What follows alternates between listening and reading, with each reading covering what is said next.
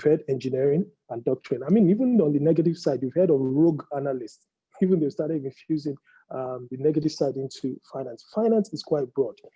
And it's a matter of you seeking to be part of a solution to a problem. That is what I think will start off. So let's start off with what people, some of the generic principles. So qualification is one. Now, but qualification shouldn't be a limitation because you did medicine or engineering. I know some of the finest investment bankers I've come across in this Nigeria, in this world, they have science background. I mean, ordinarily, you'll have expected people in economics and accounting to be the champions in that field. So that shouldn't be a limitation. It's part of being ready for a course and you being interested to be along a particular line or a mission. Now, talking about even thriving in anything you want to do, you must have passion, right? Passion is very key. You must get along with people because, as you know, knowledge is one thing, communication of knowledge is another. The people that speak to you and give you mentorship programs, they are not probably the best. They may not be, not necessarily they won't be. They may not be the best in what they were doing, but they can communicate it. So you need to have good people skills. Because, I mean, part of everything is just management. You manage people at work, you manage colleagues. Even if you don't have, that's why in a lot of the certificates, it said having satisfied the academic requirements and moral fitness has been awarded the degree of X and Y. So it's not just about what you know, it's how you communicate what you know. Then if you realize you're short on some skills, you acquire it because you have somewhere you're going. Now, as you will know, there must be a definition of the goal. A lot of people you'll be listening to over the course of this evening, over the next 2 hours, and I really implore you to really pay attention. Pay attention not to just the examples or the stories of their life, just pick out the essence, the sacrifices they made, the choices they made, the alternatives they had to forgo, and what they still see ahead of them. I mean, a lot of people you're going to be listening, you'll be listening to this evening. It's not like we've come to the end of the road. We are still pretty much on a journey. So I don't know. Well, I'm happy Abraham said the panelists you'll be listening to, not the keynote speaker. They are the one with the 200 years of experience. I still have a very long way to go. I'm quite privileged to be where I am. I made a couple of tough choices. I said I did my own fair share of preparing. Of course, the degree helps. Staying on the right course helps. Being diligent at what I was doing and what I'm still doing now still does help. And those are the kind of things that I want us to imbibe. So as part of, I'll call it a keynote chat, is listen and listen good. Don't let it be another monologue where people just come, speak, tell you about their experience, and you just identify them by name. Oh, I was on a call where Dio spoke, where Akin spoke, where Danladi spoke. No, pick out the nuggets. And Abraham spoke about mentorship. It doesn't have to be when you're in physical contact with someone. The works they do, their activities, their accents to success could be what could mentor you. Now, I'll just quickly jump into two things I'll speak about. Opportunities will always present themselves, but they'll be, can you all hear me? Someone just sent a message that I need to turn up the volume. Okay. If I hear you. Okay, yeah, great. We can hear you. Okay, great. So, opportunities will always present themselves in a lot of cases where you least expect. But one thing I would say, which I've always said, I mean, I gave a chat. There's another forum which you all will, maybe some of you know about, called the Roundtable Discussion, being sponsored by a young gentleman as well called Kule, who I've been friends with. Now, a lot of things do happen, not because you have orchestrated them to happen. They will do happen. That's why they call them opportunities. If they were an opportunity, they would have been an event in the normal course of life. But why do you take them? How do you think they fall into your lap? Because you were prepared. You may not know how you prepared for them, but it's because you were prepared. Somebody that said, oh yeah, I ran into someone, he blessed me with a car. Yeah, I'm sure the person that blessed you with a car, the first question would have been, can you drive? If you could drive, yeah, it makes it easier. That doesn't mean it won't give you the car if you couldn't drive, but it will make it easier for him to give you the car. If you were diligent at your work, yeah, and you were quite clear that I want to be a successful finance person, what area of finance? What does finance entail? What area of it do you want to have your niche in? Where is your own interest? What problem are you solving? You know, and in part of finance, you know, you've got some people that you call themselves contrarian investors. They move against the market. Okay. Now, that means they know the direction the market was going. That's why they could move against. If you don't know where the direction is going, you wouldn't call it contrarian approach. No, you will just be investing in one kind of way. But you have to be pretty much defined and know exactly what you want to do. Now, I'll now speak just a little bit about opportunities. If there is a time to be in finance and you want to thrive in finance, the time is now because the opportunities have increased. Now you've led ledger accounting. Gone are the days, I mean, some of the younger folks on this call may not realize this. Gone are the days where in Union Bank, or maybe sorry to mention, but some older generation banks, so to speak, you could take a tally, not just because you wanted to cash a 2,000 naira check. You take the tally, go back to your work, have lunch, go back, and you're still number 7 in the queue. But some people planned and deliberated in their mind to revolutionize that thing, automated the system, brought customer service into the fore, and now it's as good as you don't even go into the bank anymore. I mean, I know a particular bank that said we don't need you to come, just do everything online. Request for your check, send money, order statements, everything online. Now, fintechs, different kind of deal arrangements. I don't want to go into details, so I will still shine out my other colleagues. Present a lot of opportunities. So are you a solution provider? If you are, what area do you want to provide in? So there's a vast opportunity for you to take advantage of in finance. Now, the market is there. I'm sure you've been hearing about financial inclusion and all of that. Yeah. So as many people as there are in this whole of Nigeria, there are less than 5 million I think less than 5.5 million brokerage accounts where you buy shares. And everybody goes into the newspaper, so we read it. So there's a lot of untapped opportunities. In the fintech space, there's online trading of foreign exchange. There are different kind of derivatives, there are different kind of products. And people structure deals to solve problems.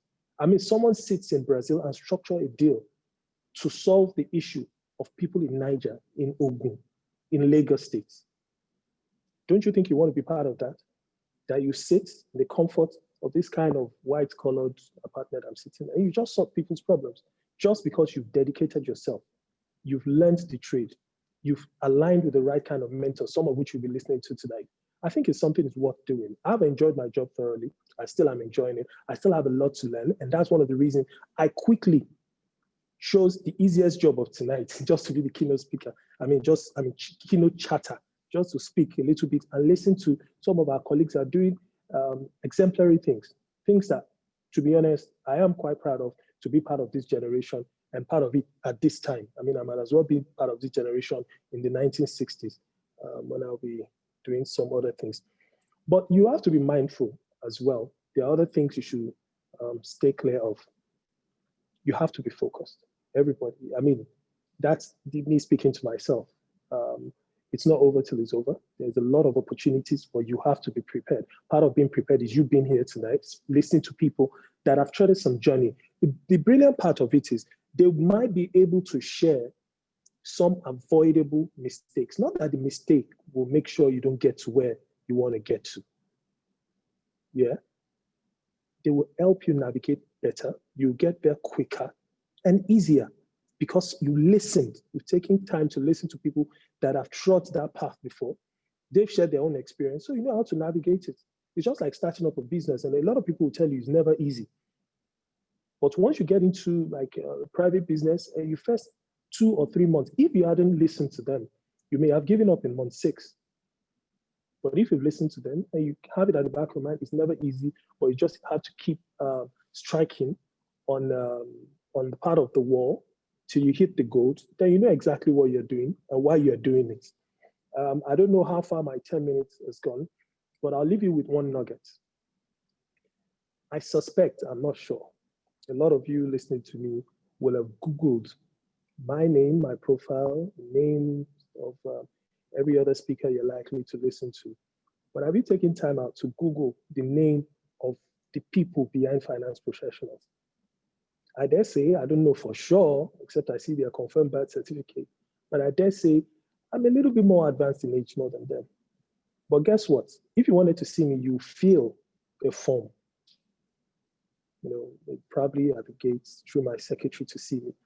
But a couple of younger people, probably your peers, your age mates, or people younger than you, have brought me and other people you consider successful out on a Saturday. I think it's worth looking at their profile, encouraging them, following the programs. And then I looked at when Abraham was speaking a short while ago, different people of enviable, not only of character, of records of success that they've engaged with on a training level or they've had chats with. I think it's worth looking at. On a closing note, I'd like to welcome you all. I really hope, and I really do sincerely hope you get the best or you make the most. I'm sure you'll get the best because even them reeling out their CVs and how they journey to the path of success is you'll be able to get notes. My pen is here. My book is here. I'm ready to take notes because I'm still learning. You'll never stop learning. Where you think your knowledge ends, believe me, that's some kindergarten scope for someone else. On this note, I'll yield the floor back to the organizers. And thank you very much for having me. Thank you. Great stuff. Thank you so much to our keynote speaker, although he said keynote chatter, Dayo Obisan, Executive Commissioner for Operations at the Securities and Exchange Commission, the SEC. So many nuggets that he dropped there. He said finance is broad. He said you have to be defined. He said, are you a solutions provider? Okay, if you're a solutions provider, where do you want to provide solutions? He talked about you must have passion. You've got to have communication skills. You've got to have people skills. You've got to be focused. And he says when you have he talked about opportunities coming through, and when you have such opportunities that you must, listen and listen well when in this kind of environment with these esteemed guests that we have. So lots of nuggets that he dropped. They also talked about opportunities, staying the right course. Also how, from his experience, he's noticed that, some of the finance investment bankers come from a science field. I mean, he was just talking about the broad nature of finance and how it welcomes people in from so many different knowledge fields. So it's great stuff. Thank you again to Dayo Obisan, Executive Commissioner Operations at the SEC, with his keynote speech. Now, we're going to begin with Odiri Ogini. No relation, by the way. My last name is Odiri with 2 Ds. Her first name is Odiri with 1 D. Odiri Ogini is the Managing Director of United Capital Asset Management, leading asset management firm in Nigeria and West Africa. She's got over 12 years of relevant experience in the financial services sector, ranging from audits and compliance to portfolio management and strategy. Some of her past roles include Group CFO, United Capital PLC, the head of FinCon, United Capital PLC, portfolio analyst, BG. I mean, she also has a long resume. So I have to yield the floor now to Odiri Ogini and take a listen to the nuggets that she's going to drop for us. You're welcome, and the floor is yours. Good evening, everyone, and thank you for having me. I also want to thank especially the FPN network for putting together this amazing event. The panelists also, good evening, and all attendees. In less than 10 minutes, I'll be sharing my experience and my journey so far in the finance industry. I've had to think back to see what exactly are the things that made it possible for me to climb the ladder as quickly as I have and as fast as I've been able to climb it. So there are 5 areas I'm going to focus on. The first one is performance. I always say to my colleagues in the office that exceptional work is the foundation for climbing to the top in any industry, not necessarily only the finance industry. You know, when I say exceptional work, I don't mean just doing what your supervisor or your team lead or your boss tells you to do, but going the extra mile to do something much better that he or she will be very impressed. You know, when people think of doing good work, one of the things they are focused on is promotion or probably bonus or even maybe a better compensation. But in my career so far, one of the things that exceptional performance has done for me is to make me attractive to a sponsor, which is the second point I'm going to be emphasizing in my career journey. Who is a sponsor essentially? A sponsor is somebody who speaks for you when you are not in the room or in that area. Somebody who uses his or her capital, either political capital or social capital, to advance your career. I had this boss in the office about 4 years ago who always say, if I have just 2 or 3 of Udiri in my team, I'm fine. He will go to meetings, every meeting, he will say, if I have just 2 or 3 Udiri in my team, I'm fine. And at that time, I thought I was really very invincible. I was then head of investor relations and strategy for United Capital PLC. But because of his consistent words in meetings that I'm not privileged to attend, if I have 2 or 3 Udiri in my team, I'm fine. You know, before I knew it, CEOs, other senior executives will always come to me. So I became more like the go-to person, you know, in the finance department, which is what sponsorship will do for you. And nobody wants to advocate for someone when he or she knows that that person is not going to be able to do a good work. You know, so sponsorship was one of the key driver of my growth, my career so far. And the third I'm going to speak about is on differentiation, you know, setting yourself apart, making yourself stand out. A lot of us are, you work in a team or you work in a department. Yes, you have experience in different areas or you have, you know, qualifications in different areas. But the truth is there are so many other people who have the same qualification or probably have the same experience or even much better experience or qualification than you. The question is, how do you set yourself apart from the other people? And for me, when I looked back in my journey, I think one of the things that set me apart was my CFA. I recall when I started writing the CFA exam, because my career has been largely in the accounting department, finance department, investor relations, and financial planning, and the rest of them, which is what we call a back office function in the investment banking world. So because I've been a back office professional all my career, when I started writing the CFA exam in 2008, people were always asking, why are you writing CFA? Why are you writing CFA? What do you want to use it for? And I used to tell them perception. Why? Because I believe that, you know, when you put CFA by the side of your name, people don't feel, this person knows book, you know. So for me, it was a way to differentiate myself when I found myself in the investment banking industry. And how did this actually help me? In 2017, 2017 October, I was made the group CFO of United Capital PLC. By December 2018, first week in January 2019, I heard I've been asked to go and run the asset management business. And I looked at myself, I've been a finance person all my career, you know, to go into asset management. And somebody said something. He said, when this decision was being made, somebody said, she has a CFA. Let her go and work with it or let her go and use it. You know, so differentiation is very important because you really don't know where it will take you to or what door will open for you. You know, I hear a lot of people ask, how do I switch my career from maybe finance or audit or other back office function to the front office, maybe in investment banking or even private equity or asset management, securities trading or other front office finance role.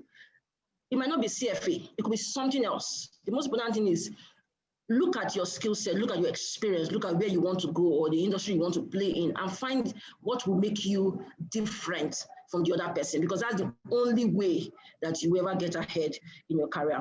And then another area I want to speak about is self-promotion. For me, self-promotion really started, I actually started late on self-promotion, you know, because I read somewhere that most women are more hesitant to promote themselves than the men. You know, I always believe in my career that your work will speak for you. And that's the truth, your work actually speaks for you. But it gets to a point where you have to add your voice to it, your work will no longer speak for you. I spoke about sponsorship. So in the early stage of your career, you're doing good work, your performance is exceptional. Somebody is speaking for you. Somebody is actually adding his or her voice to your performance to take you ahead. But when you start getting ahead, the truth is if you cannot open your mouth to promote your work or the value that you bring to the organization, it can eventually backfire.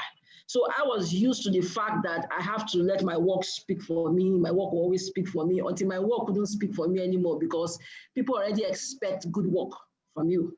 So yes, they just expect the good work. So when I began to see colleagues who just do one thing and the whole world knows that one thing they've done. I mean, I've done 10 things and nobody knows about my 10 things.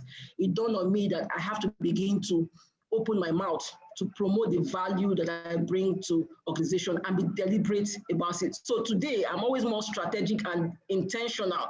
When I'm in meetings, depending on who are the people in that meeting, I will tell you what I'm doing right now in United Capital Asset Management, what value I have driven from when I took over the business to now, what are the contributions you are making, the direction we want to take the business. And most of them, oh, that's good, that's good, that's good. But the truth is that if you don't do that, somebody will take that glory from you. Why? Because nature does not like vacuum. So somebody will take that glory and ascribe it to themselves, whereas that glory is supposed to be for you. And so this does not, self-promotion is not necessarily you have to be the head of the team. You have to be the supervisor. No, even as an entry-level analyst, you might have a rare opportunity to be in a room with a senior executive in your organization or maybe in a gathering. I know all you just need to say is, oh, this is what my team is doing, this is what my department is doing, or this is how we're adding value. So you're not necessarily talking about yourself because a lot of people see self-promotion as, oh, I don't want to be bragging or I don't want to be boastful. But that's not the point. The point is essentially you are showcasing the value either you or your team is bringing to the organization, and which organization who doesn't like somebody who brings value or who can add value to them. So whenever you have that rare opportunity, it could be in an elevator, which is why they call it elevator speech. It could be in a room with somebody. It could even be in a gathering where you have to ask questions.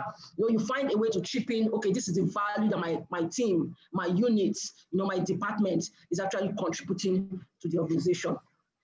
Another area I would like to share on is keep learning. Even as we feel we've got into this stage of our career, we keep learning. I told somebody that I'm applying for a doctorate program, and the person was wondering, have you not gotten enough?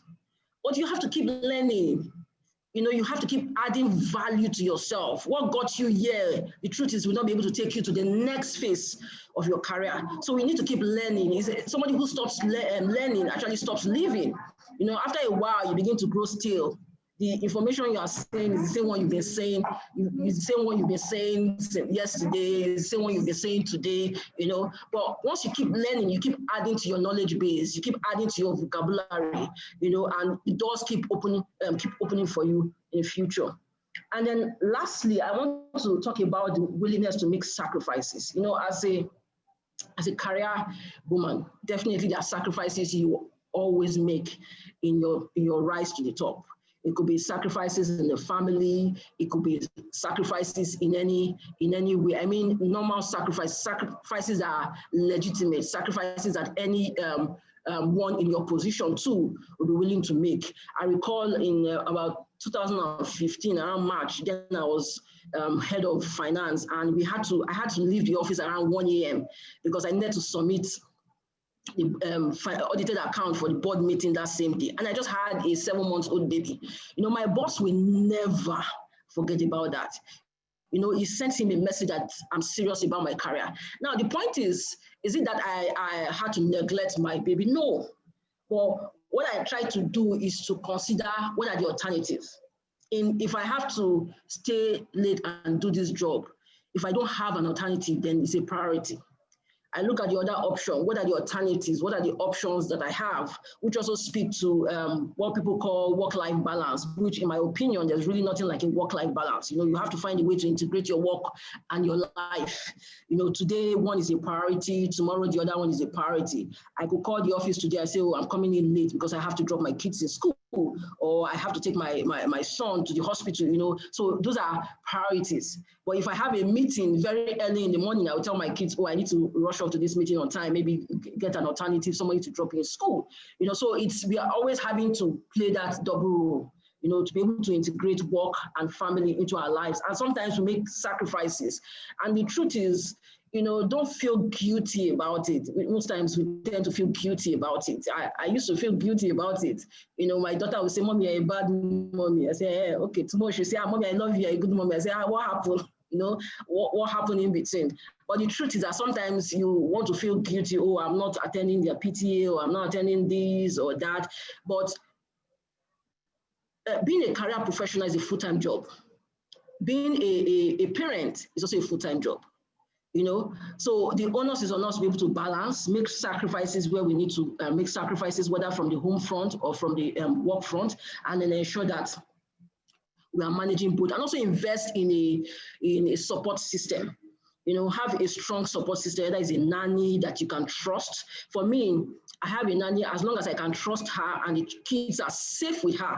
I don't care whether she's a professor in cleaning or she's a professor in cooking. Those are not priorities. The priorities are, I can trust you, the kids are safe with you. Every other thing is a fair game. The house can be 99% clean, no problem. But the most important thing is what I want. So invest in a support structure. It could be your parents, it could be your relative, it could be any support structure that you can invest in. And the truth is that investing in your support structure is key, especially for a woman growing in your career and getting to the top, because there will always be demands. Meetings will always run late. If you don't have somebody you can trust, how do you want to do it? So investing in your support structure is very important. So I'll stop there for now. Thank you very much. I appreciate the opportunity to be able to share my experience in climbing the finance industry. Thank you. Excellent stuff. Thank you so much, Odiri Ogini, Managing Director at United Capital Asset Management, from the world of asset management. She dropped a lot of nuggets there. She talked about performance. Exceptional work is the key to climbing the ladder. She talks about the importance of getting a sponsor, somebody who can speak for you when you are not in the room, somebody that's going to be looking out for you, that's going to spend their professional capital, political capital, whatever it is, on your advancement. She talks about the importance of differentiation, standing out from the crowd. Mentioned her CFA. I have experience with CFA. It has flogged me twice in my experience. That exam is not easy. So it's very important to differentiate yourself from the crowd. Talked about self-promotion, talked about seizing an opportunity to ask questions, the elevator speech if you find yourself in the same space as a very important person. She said, keep on learning. To stop learning is to stop living. You've got to keep the learning going, regardless of where you are in your career. And then the willingness to make sacrifices, legitimate sacrifices, especially for professional women. Talking about meetings running late, the meeting she stayed in until 1 a.m. when she had a child to take care of, how her bosses appreciated that. But then in order to make those sacrifices, she also said that you have to invest in a support structure. So you've got to have a strong support structure that can assist you when you make those sacrifices. So you've got that base there, that support. So fantastic stuff there from Odiri Ogini, Managing Director at United Capital Asset Management. From the world of asset management, we are now going to go into the world of private equity. And we're going to be hearing from Mr. Danladi Verhagen. I hope I pronounced that correctly. Mr. Danladi Verhagen is the co-founder and managing partner of Verod Capital Nigeria Limited, a leading private equity firm in Africa. Before co-founding Verod, Danladi was vice president at Citibank Nigeria, where he led the corporate finance and investment banking transactions and also had responsibility over Citibank's equity investment portfolio. Prior to that, he held roles at Ocean and Oil Holdings and at McKinsey & Company. He's got an MBA from Harvard. In 2014, he was named the Young Global Leader by the World Economic Forum. So it's going to be fantastic to hear from Danladi, again, into the private equity world. Danladi, the floor is yours. Thank you so much for joining us. Thank you, Rotus, and to my fellow panelists and all the participants, good afternoon or good evening, depending on where you are. It's sincerely a pleasure for me to be here. So I've been asked to speak just a bit about my background and share some of my thoughts on getting into the finance world. So just speaking about how I started out, I finished secondary school. I really wanted a gap year after secondary school. I woke up one morning and realized that all my colleagues were going to be a year ahead of me. Don't ask me how I didn't figure that out beforehand. And so I started applying to universities at the very last minute, got into a school called Calvin College, a small school in Michigan. and I ran to college. You're going to see a theme here, which is I'm not one who has a 10-year plan, even a 5-year plan. I go by, I don't know, 1, 2, 3-year plans. But the key is in whatever I try to do, I try and do it really, really well, right? So, again, planning to stay at home for about a year, not quite sure what I was going to do. Wake up one morning, okay, I need to go to university very quickly, get into school, get into Calvin College. Not quite sure what I'm going to study. I knew I enjoyed math. I thought math was quite theoretical. So I said, look, let me study engineering, which is a bit more applied. Within engineering, I said, I'm not quite sure what I want to study within engineering. Is it chemical, mechanical, electrical, blah, blah, blah. They said electrical engineering was the hardest course on campus. So I said, okay, I'll just study electrical engineering. And that way, if I figure out what I want to do later on, it'll only be easier. That's how I did electrical engineering. Did that. And literally by the time I was graduating, I realized I just could not compete with the best electrical engineers. Frankly, the lives of my colleagues who were studying business and economics just seemed a bit easier and a bit more fun. So I said, I think I'm going to go do that. And that's what I did. So I went on and I struggled to get a decent job within the business world. And so I thought I had to get a master's degree. I didn't have work experience. I could not get an MBA at that point in time. I found a program called Management Science and Engineering, which is at Stanford University, which is really a bridge between mathematics and mathematical modeling and business problems. Dio spoke initially, and he spoke about problem solving and finance being problem solving at its core. I think that's just 101% spot on. Literally, I think, this is a field where your ability to analyze problems and break problems into discrete parts, figure out what kind of information you need to get to an 80% answer. You're never going to have 100% answer. And just being able to synthesize information and data and pulling the right data in to solve a problem will pull you ahead of things. Right. So my background, right, is what I studied management science and engineering was, without knowing, just preparing me even better for the career that I followed. When I graduated, again, I was not sure what I wanted to do. And so what I decided to do was become a consultant, a management consultant.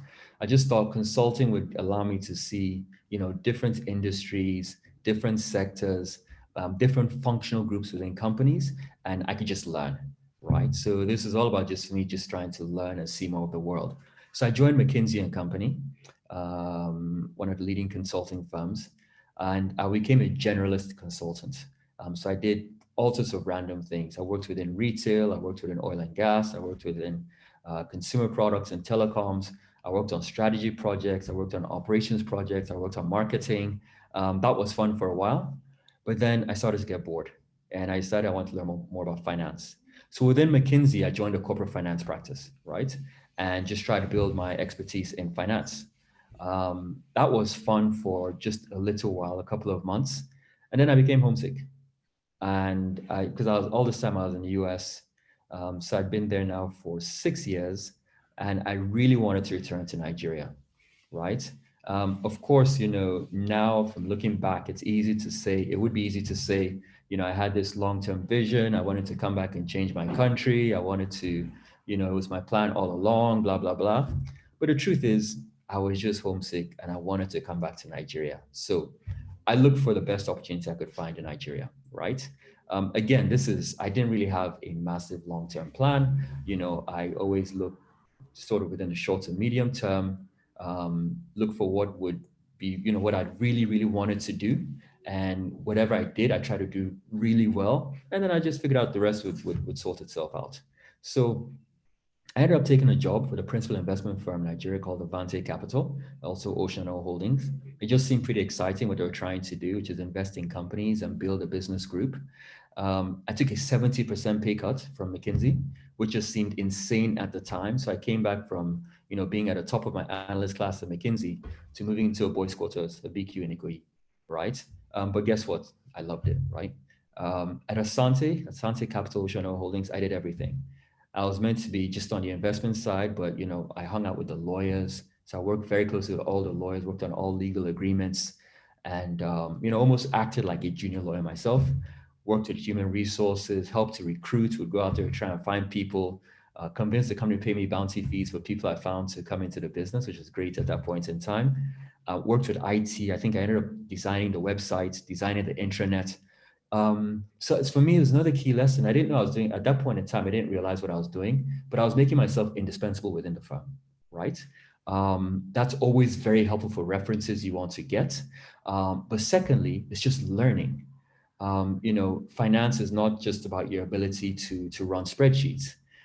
In my job right now, every day I deal with something completely different. And I'm really happy about the amount of time I spent much earlier in my career, digging into legal agreements, trying to understand more about HR, trying to, do things in IT. I didn't know at that point in time that I was really just sort of building myself. I was just curious. I was just super curious and doing all these things, but it helped me out a lot. I got a bit bored at Asante after a while, and so I went off to get an MBA. Went to HBS, had 2 years, had 2 fantastic years there. Just met lots of people, spoke to quite a few people, just really tried to soak in a lot. My last year, I knew I was going to come back to Ocean Oil Holdings, Asante Capital, so I didn't bother interviewing with any firm at all, which was fun. So, I could just enjoy myself in business school. Came back to Asante, spent about a year there. Again, you know what I'm going to say, I got bored, right? So I moved to Citibank. I moved to the corporate finance unit at Citibank. I joined Citibank as a DGM. I think I was 31 years old at that point in time. I'd never worked in a bank before, right? But I thought corporate finance would be interesting, trying to work on much larger deals than I'd worked on in the past. At Citibank, I actually did not last too long. Great colleagues, but I felt a little bit restricted by the type of work I was doing. By the way, in my previous roles, I'd always done a few things, entrepreneurial things by the side, always with full disclosure to my employees. So when I was working at Ocean Oil Holdings Asante, I'd grown up in Jos. I'd started a company in Jos with a few of my friends. And I was actually the CFO of that company. I used to take a night bus on Friday night sometimes, or Thursday nights, go to Jos, spend the weekend, Sunday night, take a night bus back to Lagos, show up at work on Monday morning, right? Working with that company in Jos. So I'd done some entrepreneurial things. Most of them did not work out, but they were all learning experiences. So when I was leaving Citibank, I thought, what do I do next, right? And I ended up going into private equity and starting up Verod Capital in 2008, which for me was just a mix of everything I thought to date I'd learned and enjoyed. I enjoyed finance, I enjoyed consulting, I enjoyed entrepreneurship, I enjoyed strategy, I enjoyed problem solving, right? So I took the risk, and in the same way, was it a big risk for me to leave McKinsey, take a 70% pay cut, to come back to Nigeria? Some may say yes, some may say no. For me, it was just chasing my passions. Was it a big risk for me to leave Citibank, doing pretty well, pretty young, good position? Was it a big risk to leave? Some may say yes, others may say no, it's the obvious thing to do. Was it a big risk to start a business in 2008 in the midst of the economic crisis? Things were quite bad. Sorry, I hit mute by accident. I was saying, was it a big risk for me to leave Citibank and start a business in 2008 in the midst of an economic crisis? Probably, actually not probably. It was a big risk, but in hindsight, for me, it was the best thing to do. And I loved it. So I think as you're thinking about your careers, hopefully my path shows a bit that I don't think there's meant to be any one set path. For me, the most important thing has always been just pursuing my passions. And in whatever I do, just try and do it very, very well. And then the rest happens, right? When we started our Verod, so Verod is a private equity firm. What we do is raise money from third-party investors, usually institutional investors who want to invest in private companies. And for us now, it's private companies in Nigeria and Ghana. So we look for attractive companies to invest into. We invest anywhere from right now $10 to $25 million into each of these businesses, and then work very closely with the management teams of those businesses to try and grow their businesses. And then over a 4 to 5 year or 6 year period, we have to sell our stake in those businesses and return the capital back to the investors. So for me, that's really interesting. So every day is very different. You're really partnering with with people who have started good businesses or who are running good businesses and giving them additional capital to grow the business, but also working with them. Here we had no institutional experience. And so what did we do? The first thing we did was just try and read books on the world's best investor, Warren Buffett, right? And just figure out, how does he think about businesses? Buy value. So, buy businesses that you think are where the price is cheaper than what you think the value of the business could potentially be. Buy businesses that are defensible, back strong management teams. Think of businesses you can invest in where you can hold the business forever. And just be well, this is not Warren Buffett, but we try to be very supportive with our businesses. So that's sort of a bit about the background and journey and a few nuggets. I'll be glad to answer more questions once the Q&A session comes up. Thank you.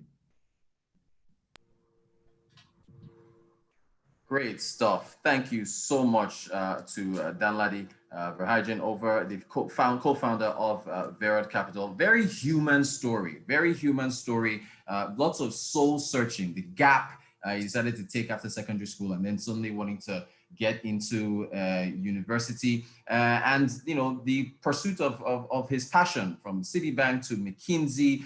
But the key points I want folks to follow here is, of course, follow your passion, and whatever you do, do very well. I thought it was very notable that his consulting experience at McKinsey, if you listen to what he was saying, telecoms, retail, manufacturing, finance, he soaked up a lot, even over at Asante, the time he spent with the legal folks there, the time he spent looking over legal documents. So you can see from the soul searching, he soaked in a lot of the experience from different fields, which of course now assisted him in starting up Verod Capital. Verod in 2008, in the middle of the financial crisis, could be considered a risky move, but he went for it. So the key things there from Danladi, pursue your passion, and whatever you do, do it very, very well. So thank you very much, Danladi, from the world of private equity. Very, very much appreciate your very human story that you shared with our participants here that are listening in. All right, we've gone from Odiri Ogini Asset Management, Danladi Verheijen in private equity. Now we hop into investment banking. We've got Chidi Iwuchukwu up next. Chidi is currently the head investment banking West Africa at Rand Merchant Bank, leading investment banking firm in Africa. Prior to joining RMB, he held several roles at Standard Chartered Bank, including Director, Leverage Finance, Corporate Finance Africa, Middle East. He was the Director of Principal, Leverage Finance, Corporate Finance Africa, Middle East, and Principal, Local Corporate Nigeria. During his time at Standard Chartered, Chidi oversaw several high-value transactions, including creating a $125 million working capital structure for a steel trader using bonds as collateral, thus eliminating the use of SPLCs, and $400 million in free financing of a GE-led SPV for new power plants for an existing power company, just to mention a few. So Chidi's got, as with all our panelists, he's got vast experience here. So Chidi Iwuchukwu of RMB, the floor is yours. We're looking forward to hear from you. Thank you for joining us. Thanks, Rotus. Thanks for the intro. And it's also interesting that I get to go after Danladi with the interesting story. So I don't have more of the very structured, straightforward paths, in terms of career paths. So I'm very non-traditional, and probably you hear that from my story. Before today, I would say kudos to the guys who put this together. I didn't know what to expect, but I think I'm enjoying myself. I decided to do like a little bit of a research on everybody that was going to be panelists. So, because I realized that even though Dio did mention that, okay, yes, he had just 14 years, he does have more, he has more experience than myself. So I realized I probably would be one of the least experienced amongst the panelists. But at least there was one thing I know that I did more than all the panelists was go to school. So I did that research and realized that I at least have gone to school more than anybody on the panelists. So I've been to 5 universities with 5 different types of degrees. So I'm more of the very confused educational grabber.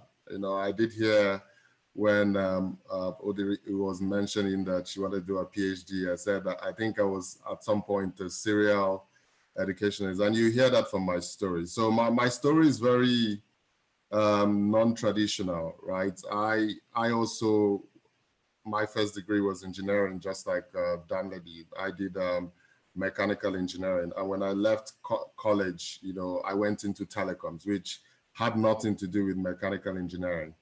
But I think one of the things that actually set me apart was I always had a quest for you know, for excellence, right? And I put my heart in anything I did. So when I was at Econet, I started off as a customer service rep, because then I was doing my NYSC, and then within the short period, you know, I fought my way, and in 2 years I was heading coverage marketing for Econet. And you know, I was very young and nobody expected me to be there, but I think one thing I did, and a lot of people saw the successes, but I walked up to the MD at that point in time. I said, I want this role, and I think I can excel.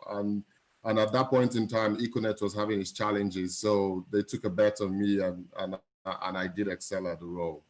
But fast forward from there, I just realized something was missing, right? So therein started my sojourn into trying to find what my passion was. So I went to school in the UK and decided to try to go back into something engineering. But again, I didn't think I was getting anywhere, because I felt, you know, I was just taking a path which was very traditional. I decided to delve completely from it. I went to Germany, try to study something in alternative and in alternative energy to see whether that was where the future was. But then again, something was missing, you know. So and I kept on doing this, and people kind of wondered, and my family kind of wondered what was wrong with me, why I never, whether I was kind of a confused child at that point in time. But I was after something. I was trying to find myself, and I felt going to school gave me the opportunity to try to see where my passion lied. So, and then after Germany, I realized, okay, fine, I wasn't done yet. I still went to Denmark, where I actually studied management. And I think that was actually one of the turning points for me, because when I studied management sciences, I started learning a little bit more of, like, you know, things that were completely different from the traditional engineering which I was used to in terms of calculations and trying to figure out solutions. But then it was the softer stuff. I left Denmark, you know, came back to Nigeria to say, okay, maybe, you know, take a stab at doing something. And I set up a firm of mine, and I had a couple of stints with some DFIs. And then I realized that I think my passion lay with actually solving solutions that would actually end up pushing Nigeria out of, you know, taking Nigeria to greater heights. So while I was doing that, one of the biggest challenges, and I'm sure probably a couple of the panelists would say, was I realized that, you know, finance was an area that was critical to development. And working with the DFIs, I kind of realized how difficult it is just to close a transaction. I spent the next 1 year on projects which never came to closure. So at that point in time, again, I decided to go back to school. I went back and I studied finance, you know, so I didn't have any background in finance, nothing. So it was kind of a tricky one for me, because I was just learning something that I had no clue, I had no experience, I had nothing, but I had to learn from scratch. But one thing that actually I did was to say, I actually pushed myself to say, if I was going to do this, I would definitely have to excel. So excellence has always been something that has been key for me. And then and from then on, I realized that I was never going to be traditional. So when I finished business school, I decided I got offers to stay back in the US. So I could have joined in either Morgan Stanley or UBS. But then something interesting came along, was I did meet a couple of people in Standard Chartered, and they did something unique. I mean, at that point in time, there was the head of corporate bank who flew me down from New York and actually told me about a new role which they were trying to create in Standard Chartered, which had to do with client solutions. And I said, what was it? They said, look, we're trying to create corporate finance type solutions in Nigeria, and just we needed somebody with your experience and your knowledge to try to drive it. And I said, look, I looked at the offers from Morgan and UBS, and I said, let me take a chance. The salary wasn't compared to what they were offering me in the US, but I said, look, this might give me an opportunity to learn, right? So I'm getting somewhere in terms of how you choose your career path. So I came back to Nigeria and joined Standard Chartered, and believe me, it was actually the best decision I took, because I spent the next couple of years actually learning, and that's when I realized that, hard work is actually what will lead to success. So, and I think that's one of the things my story shares, is that, hard work versus shortcuts. Never take shortcuts, just hard work. So I spent a couple of time actually learning, even though I was hired a little bit senior into the bank, but I did do all the work to ensure that I actually built my knowledge, because I had learned a lot in business school, which was related to M&A and leverage finance, but I still needed the people to teach me, how it was done, in real life. So I brought in humility, and then put my, rolled up my sleeves and learned. And it paid off, because in Standard Chartered, I did grow up, and I did do a couple of stints both in London and also in the UAE, where actually at some point I was actually leading the charge for leverage finance in Standard Chartered. And then at some point, an opportunity came up with RMB, which they were looking to drive their leverage finance business. And again, I mean, it wasn't about reward, because just like a couple of people have mentioned on the call, I did take a pay cut to come back into Nigeria again. And I think I was more fascinated by the idea to build a business again. I mean, it reminded me of my Standard Chartered days, where we started off a unit which ended up becoming a very big unit. And I felt this was another opportunity to do so. And I joined RMB, and I think I was, within the first year and a half, I was successful. I literally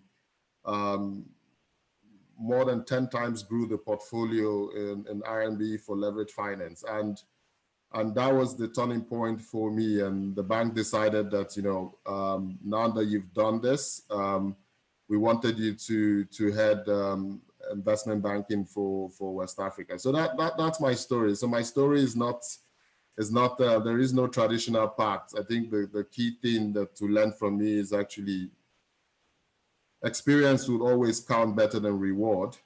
Hard work, no shortcuts, and listen to people. I mean, one thing I have learned in my career, and I think probably a lot of my clients who do like that about me, is that I learn to listen, because you learn a lot by listening. And then humility is actually another thing. So in the finance world, I think people look at bankers and think that, okay, there's supposed to be a certain level of hubris. But no, I tell you, with humility would actually come something that, you can offer the industry, which is being able to actually be accessible, both to your clients and to people. And I think the key learning points, and something I'll share, is that, look, it doesn't matter what path you want to follow, but if you want to be successful at what you do, right, just persevere and just put in the work. I think that's one thing I have learned that a lot of people are always afraid to do. Just put in the work and you would get there, and I'm a testament of the fact that if you put in the work, you will get there. I mean, and that's what I always tell people that come after me and say, look, forget about reward for now. Once you have the experience, once you have what people can buy, success will come to you. I mean, there's no shortcut here. I mean, when the successes come, people will celebrate you. So just put in the work and then you will get there.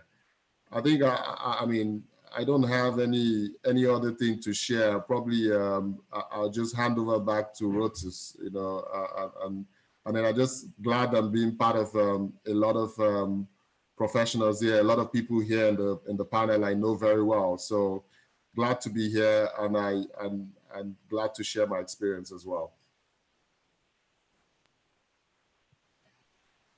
Thank you so much. Chidi Iwuchukwu, Head of Investment Banking, West Africa at Rand Merchant Bank. Thank you so much for telling us your story. He emphasized that it's a non-traditional story. Began with his degree in mechanical engineering, started out as a customer service rep at Econet, but quickly moved up the ranks by showing confidence in himself and walking up to his boss and asking for, to move forward and take on more responsibilities. Lots of education there, with the universities and the degrees from the UK to Denmark, Germany, working with development finance institutions, the DFIs. But he's also stressed humility and two key points: put in the work and persevere, regardless of the path you're following. What Chidi Iwuchukwu wants everybody to know is that you should put in the work and persevere. So thank you so much, Chidi Iwuchukwu, Head of Investment Banking West Africa at Rand Merchant Bank, for your story. All right, we've heard from asset management, private equity, investment banking, now financial markets. So we're going to hear now from Zeal Akarewe. Zeal Akarewe is the founder and chief executive officer of Graham Black Advisory, one of Nigeria's foremost indigenous financial advisory firms. He's also the president of the Association of Corporate Treasurers of Nigeria. Prior to founding Graham Black, Zeal excelled in the corporate world, where he held several leadership positions at some of the world's leading financial institutions. He enjoyed a prestigious 14-year career in Standard Chartered Bank in Nigeria, where he rose to the position of head of global market sales. From 2012 to 2014, he sat on the governing council of the FMDA in Nigeria, which is the Financial Markets Dealers Association, and also headed their derivatives committee. He's also passionate about giving back to society through his Angel Project, anonymously pays hospital bills of Nigerians. So great to hear from you, Zeal Akarewe. The floor is yours. Please take it away. Thank you very much, Rotus. Thank you for the introduction. I've really enjoyed listening to what everybody has said. A lot of the people that have spoken, I know them personally, so it's amazing how much you know people, but you don't really know what they've been through and how they got to where they were. I'm not going to say much different from what everybody has said. I don't want to repeat the same things, but I think it's important that we all recognize that there is no one pathway, there is no one elixir, there's no magic wand of, oh, if you do this, you'll succeed, or if you do avoid this, there's no such thing. Everybody's path is different. And what every speaker has said that I would just like to reiterate is, they found their own path. They created something that they worked on. They didn't wait for anybody to do it for them. So for me, I studied actuarial science by stroke of luck. In fact, in my opinion, if you ask me, very bad luck, because I still have PTSD from that course. I was filling my JAM form, and I didn't know what course to fix. I didn't want to do accounting. I like mathematics. I didn't want to do a single subject course. So I didn't want to do accounting. I didn't want to do mathematics, and I didn't want to do economics. As I was filling my JAM form, a friend walked into my house, and I told her what the problem was. And she said, how about actuarial science? I had never heard of it. Picked up an encyclopedia, read about it, and I filled it in my JAM form, and I studied actuarial science. 4 interesting years. I still wake up sweating sometimes, thinking I woke up in an exam hall. But anyways, after that, I worked in insurance. I worked in life insurance for 1 year. And then when it was time to keep me, that was my NYC, when it was time to keep me as a permanent staff, they asked me how much I wanted to earn, and I told them. And they burst out laughing. And I was like, why? They said, only the GM and MD earn that much. And I was like, well, then clearly this is not the place for me. And I left. What motivated me? I hate to say it, but somebody has to say it sometimes. It was money. I wanted to live a good life. Insurance did not offer me that at the time. And so when my first job interview in a bank, they asked me, why didn't you stay in insurance? And I told them because they did not They were not going to pay me enough. And they said, so you're coming here just for the money? And I said, yes. They said, so if somebody offers you more money now, you'll go there? And I said, yes, I will. I mean, I didn't really think about interview. It was very funny, but they gave me the job. And they said, at least we know where it is. If we don't pay this guy well, or we don't treat him well, he's gone. But I stayed there. Over the next 5 years, I worked in 4 different banks. And then I ended up in Standard Chartered in 2004.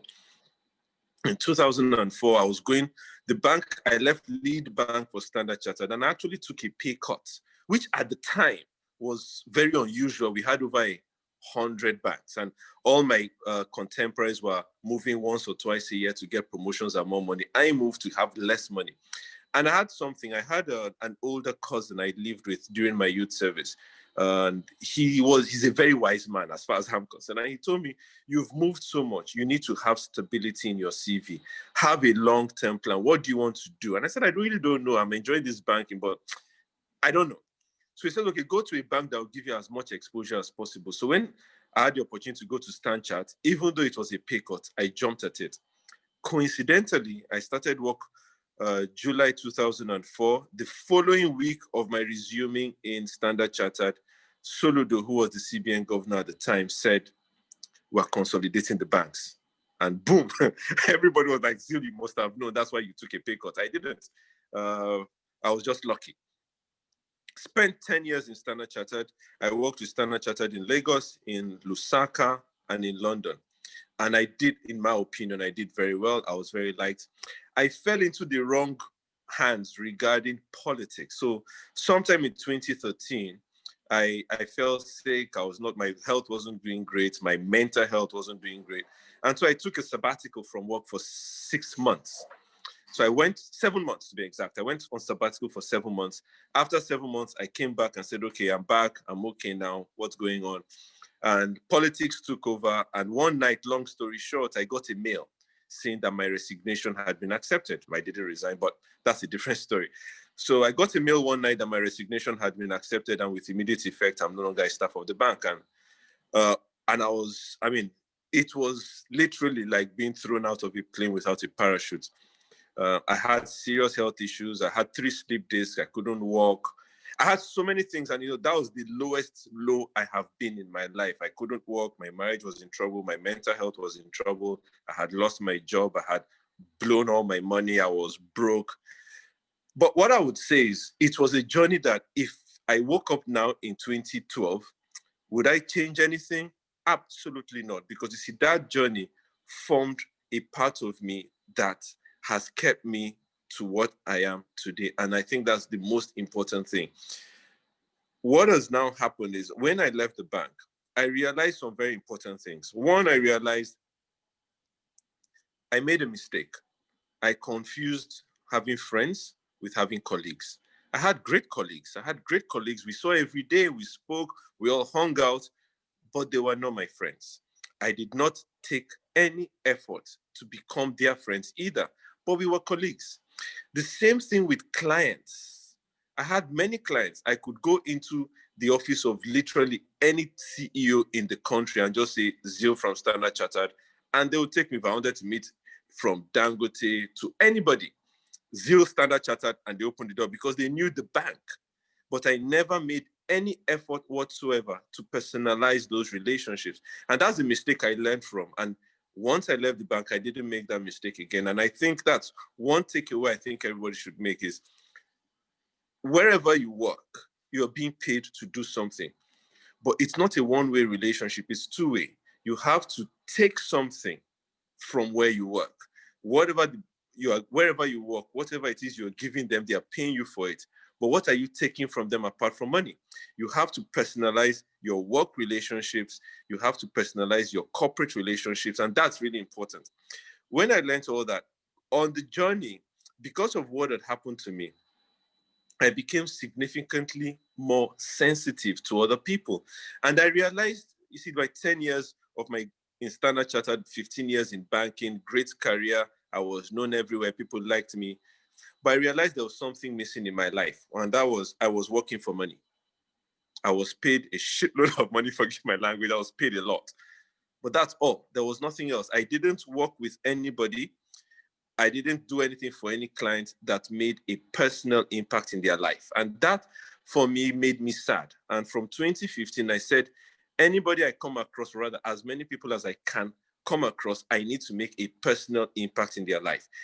I can't help everybody, and so there's no guilt, but how will I put it?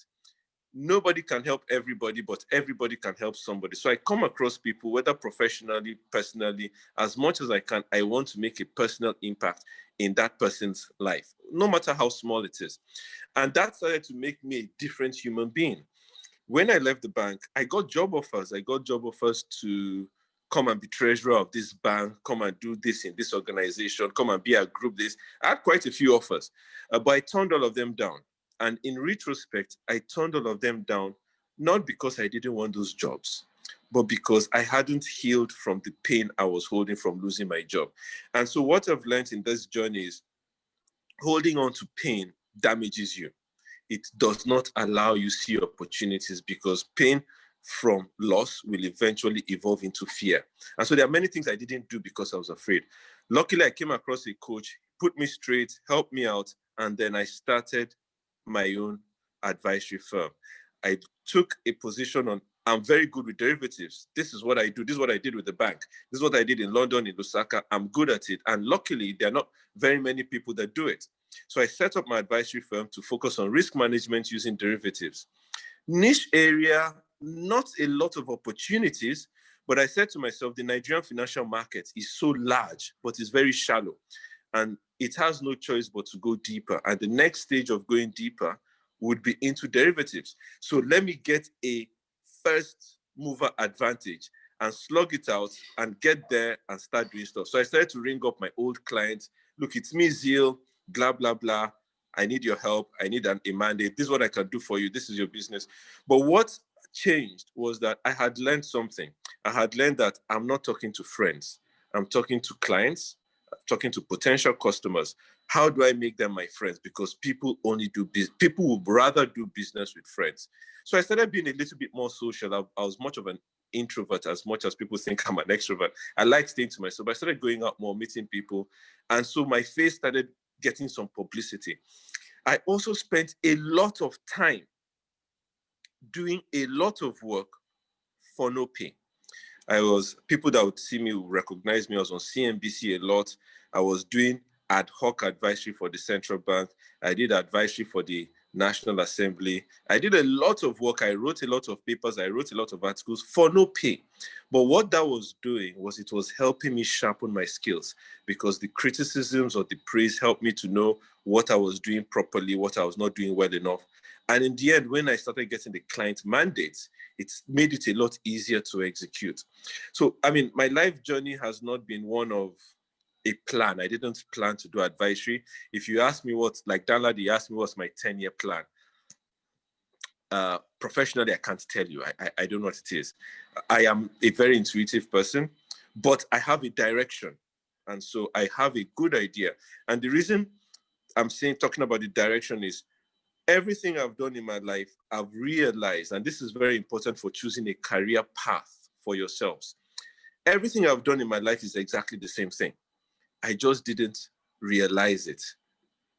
Right now, I do advisory on risk management using derivatives. What do? I look at past events, use mathematics and models or whatever, look at the economy to project future events and create a solution today that anticipates a future risk. That's what I do in advisory. But in Standard Chartered, when I was doing derivatives as the head of sales, what was I doing? Exactly the same thing. Looking at past events, modeling them, figuring out what would happen in the future and providing a solution today. When I was in the insurance company, what was I doing? The same thing. In studying actuarial science, what was I doing? Using mathematics to look at past events, using probabilities to project the future. My parents got separated when I was 8 years old. I spent my whole life managing my parents' emotion because I was raised as an only child. I was the only child of the marriage. But again, what is that? Looking at what happened to my parents in the past, anticipating how they'll behave in the future, and providing a solution today. And so I've found that all my life, I've been prepped for doing exactly what I'm doing now.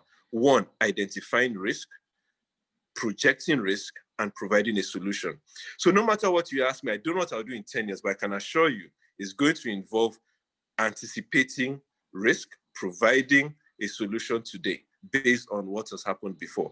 And once I settled into that knowledge, I became very comfortable. And everything in my pathway career-wise just kind of falls into that ballpark figure, into that ballpark area. And so what I would suggest is in picking your career, you need to look at one, what was your upbringing? Everybody was raised with a unique set of skills.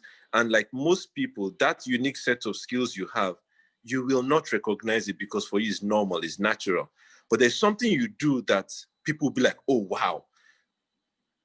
That thing, you need to find a way to make sure that that's what you do in your career, because the moment you can do what you love doing and be paid for it, then that is the career path you should take. I mean, I have a radio show every week. I've had that radio show for a year and a half. I've been on radio for maybe 5 years. I'm not a radio person, but people like listening to me, and I realize, and I do it for free. So anything you like doing and you can do it for free, that's what adds value to your life. And no matter how much you make, if you're not doing the things you love that add value to your life, if you're not considering, even if you can't financially, if you're not considering being empathetic to add value to other people's lives, all that money is going to make you what? Go out, drink, party, but there's going to be an emptiness, and that emptiness is going to cost you your career. So each and every one of us, I would hope that we can find a way to add value to not just our lives, not just to other people's life, but listen to Chidi, listen to Dan Ladi. Everybody says something. They want to make an impact, not just for themselves, their families, not just for the employer, but for the larger environment. And it comes at a sacrifice. Once you're willing to make that sacrifice, things generally start to fall into play. I've spent 13 minutes, so I'll wait until there are questions. That's it. Rotus, back to you. Thank you, sir. Great stuff there from Zeal Caraway, founder, CEO of Green Black Advisory. Another very human story. He started in actuarial sciences by complete luck. Filling out his JAM form, a friend just walked in. He was like, what do I do? And he said, hey, try out actuarial sciences. And he just went in there just by luck. Very interesting journey. Very honest too, telling us that look, money was the motivation early on when he left the insurance company, when he was in life insurance, and he told them what he wanted to make, and he said that's only for the top of the ladder there, and he said, okay, well, I'm out. So early on, money was his motivation, but as you can see from his very interesting story, through his career path, he started talking about doing things for free, ad hoc advisory services for the central bank. A lot here. He talks about his errors in mistaking colleagues for friends. He talks about the importance of personalizing relationships, taking something from where you work, take something from where you're working at, something that make sure that you add value. Also, because of the challenges he faced in his life, he said holding on to pain damages you. Pain from loss evolves into fear. It can hold you back from taking on other challenges. But his key takeaway here was, find a way to add value. Also, I'm noticing an interesting trend here. Dan Ladi, Chidi, Zeal, all of them took pay cuts along the way in across their career. So I hope folks who are watching this are soaking up the fact that money isn't everything. These panelists that we have here took pay cuts in order to move forward and learn more, and adding value was the key thing. So again, thank you so much to Zeal Caraway. Now we go over to development finance. We're going to hear from Fola Fabule. Fola Fabule is a banker and investment professional focused on infrastructure in Africa. He currently serves as a senior vice president and head of financial advisory with overall responsibility for mergers, acquisitions, capital raising, and other technical advisory assignments at the AFC, the Africa Finance Corporation. He's worked at the AFC in various roles for nearly a decade and is currently focused mainly on leading the delivery of advice to various clients, including governments, private funds, large corporations, private developers, state-owned entities, and central banks. Fola also serves as a non-executive director representing AFC on the board of Energy Holdings Limited, a leading diversified energy business operation in several African countries. Prior to AFC, Fola worked as an investment banker at AfriInvest, London and Lagos-based securities firm, and Shell Trustees, where he started his career as an analyst. Leveraging on his decades of experience as a finance professional, he's authored Formation, a book dealing with the creation of Nigeria between 1804 and 1914, which should be launched in October. Fola holds a Master's of Business Administration, MBA from Lagos Business School, and Bachelor's of Science in Physics from Unilag. Fola, the floor is yours. Looking forward to hearing from you. Please take it away. Thank you very much, Rotus, and thank you everyone for having me. It's a real pleasure to be with you all today. Rotus, I hope you can hear me clearly, so I can continue. Yes, I can hear you clearly. Carry on. Absolutely. Thank you very much, sir. So, I think this is an excellent initiative that has been put together.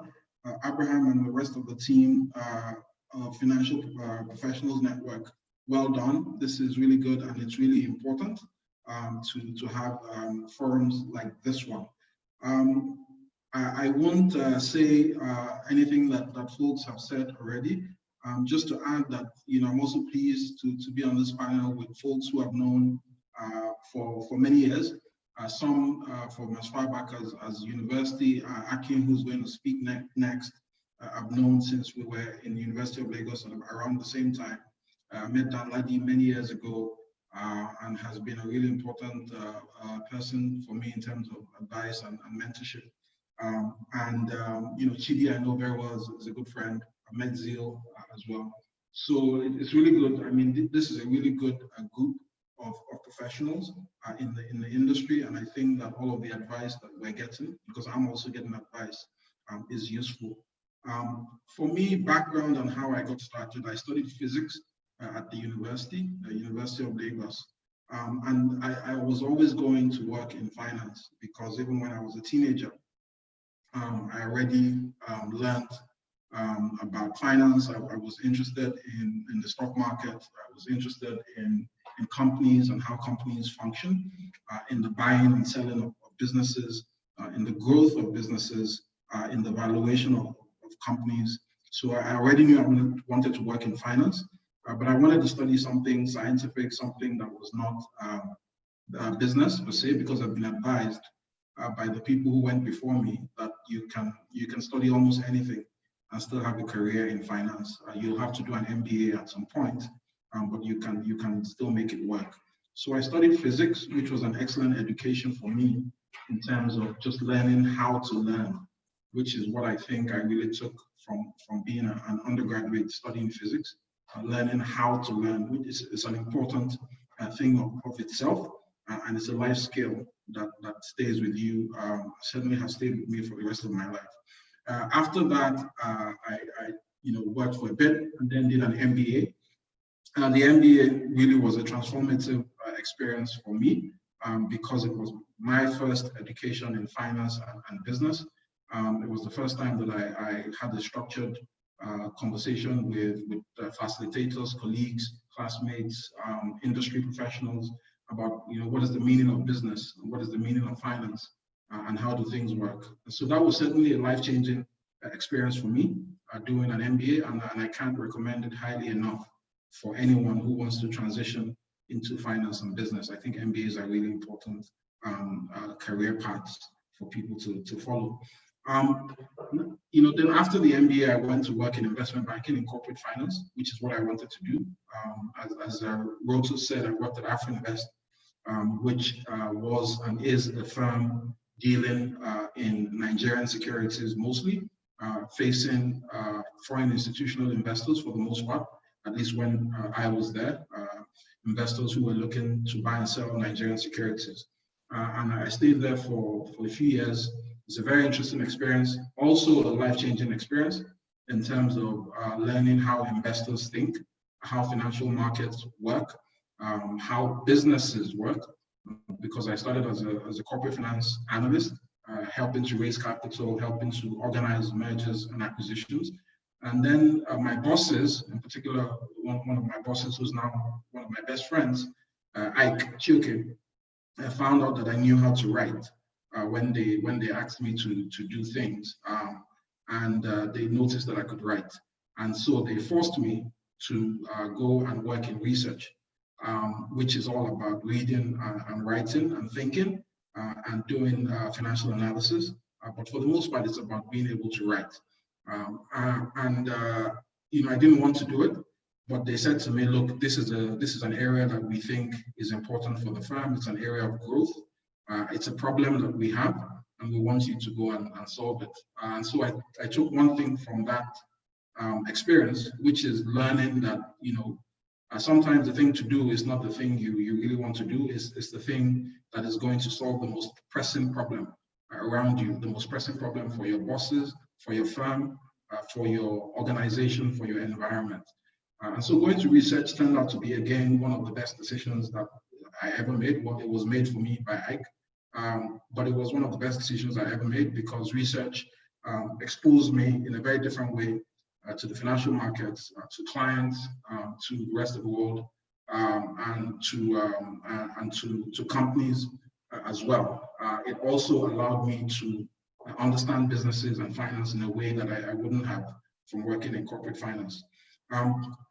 I did that for a few years, and through that process became much more conversant with economics as well, with economic trends, with the direction of things, certainly in Nigeria, but in some of the other markets that we were looking at. And I became convinced that the true path for Africa that needed to be followed is a path of infrastructure development. You know, it's not about, there's only so much we can do, you know, buying and selling shares of businesses. There's only so much we can do with, you know, interesting and innovative corporate finance transactions. If we don't build out the base, the core infrastructure of the country, there really is nothing to do in the financial markets. So I wanted to work in infrastructure. And Africa Finance Corporation had just been set up not too long ago, around then.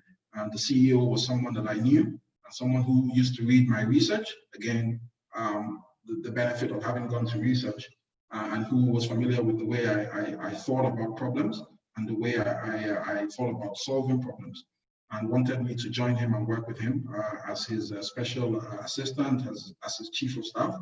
And essentially, I took on that role, and that became for me another education. So, you know, after university, as I say, learning about how to think and how to solve problems. And then business school, learning about finance and learning about accounting and the language of business and corporate finance. Working in the securities market, learning about how investors think, and then using my writing skills to have a conversation with investors. And then going from there to working in infrastructure was like another education for me. And I worked directly with the CEO of AFC, which was really a startup at the time. You know, we had a little over $1 billion in capital.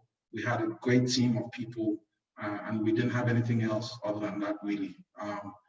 We had lots of challenges. The global financial crisis had just happened.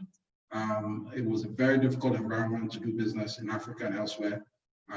We had political challenges dealing with the government in Nigeria. And we had a mandate to build an organization. And so I worked with the CEO, you know, for a couple of years in organizational development, just building out an organization, setting up the appropriate structures, the investment committee, the various other committees that needed to exist for an organization to function, policies, you know, and what have you. So I played, you know, a very important role in helping to create and set up the organization. Having done that, again, my boss at the time, who has also become a very important person and friend for me, Andrew Ali, said, well, you know, now that we've set up the organization, my biggest problem is origination, new business development. This is the area where I want to make a difference in the organization, and I want you to go and do it. And so again, I was told to do that and to take up that challenge. And again, you can see the trend following with the previous example I gave. You know, this is the biggest problem that the organization has from the perspective of the leadership, and this is the problem that we want you to tackle. So I went and I did that for a few years, and which is how I came to meet so many people in the industry, because origination is about going out there, talking to clients, coming up with solutions to problems. I mean, even in development finance, where we're working on a long-term, very often advantageous financing terms for important infrastructure projects, roads, bridges, power plants, heavy industry, large industrial projects, you will be surprised at how much origination work you still have to do.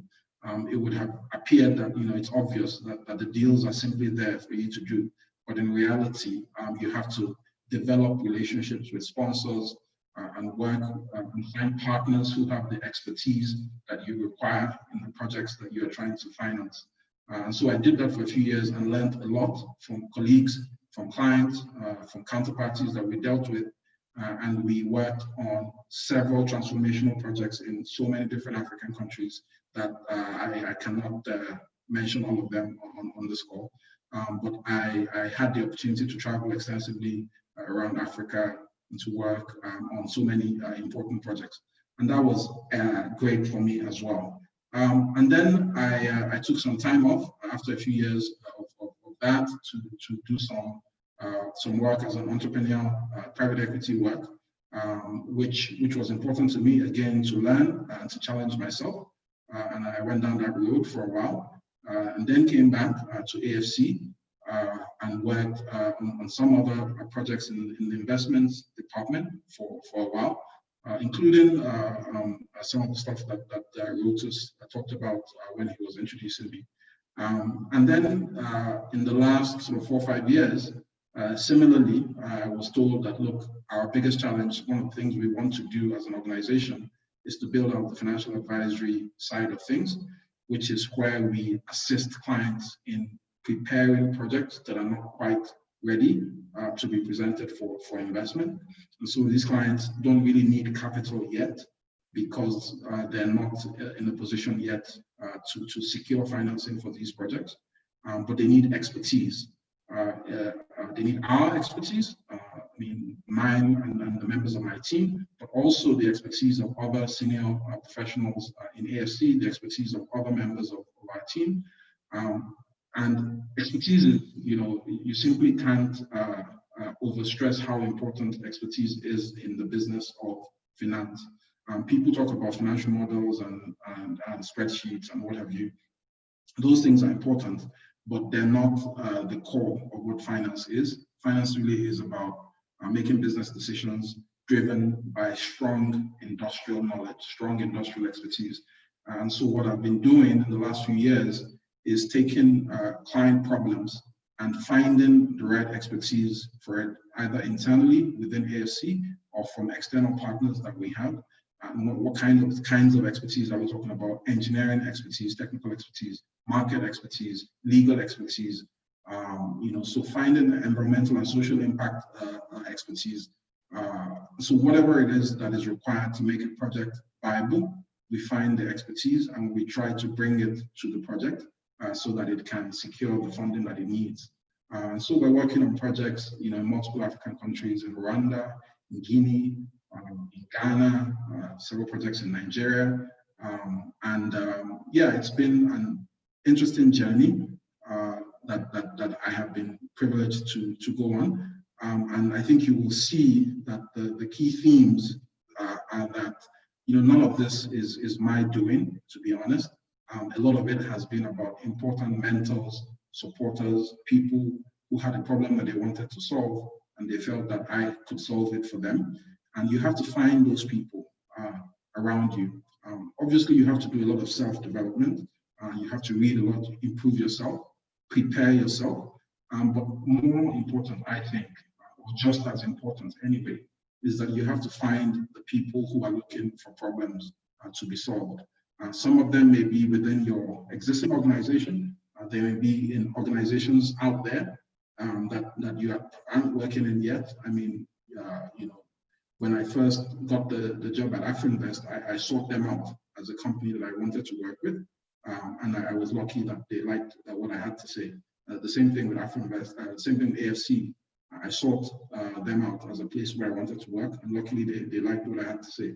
And when you get in, you have to keep that spirit, keep that energy of being a problem solver, and making yourself available to do the hard things, the things that are where the business wants to go, where the bank wants to go, wherever the organization wants to go, and they haven't quite figured it out yet. I think personally that those are some of the areas where you get the biggest opportunity for growth, is in those unstructured, yet to be quite formed areas that problem solving is required in.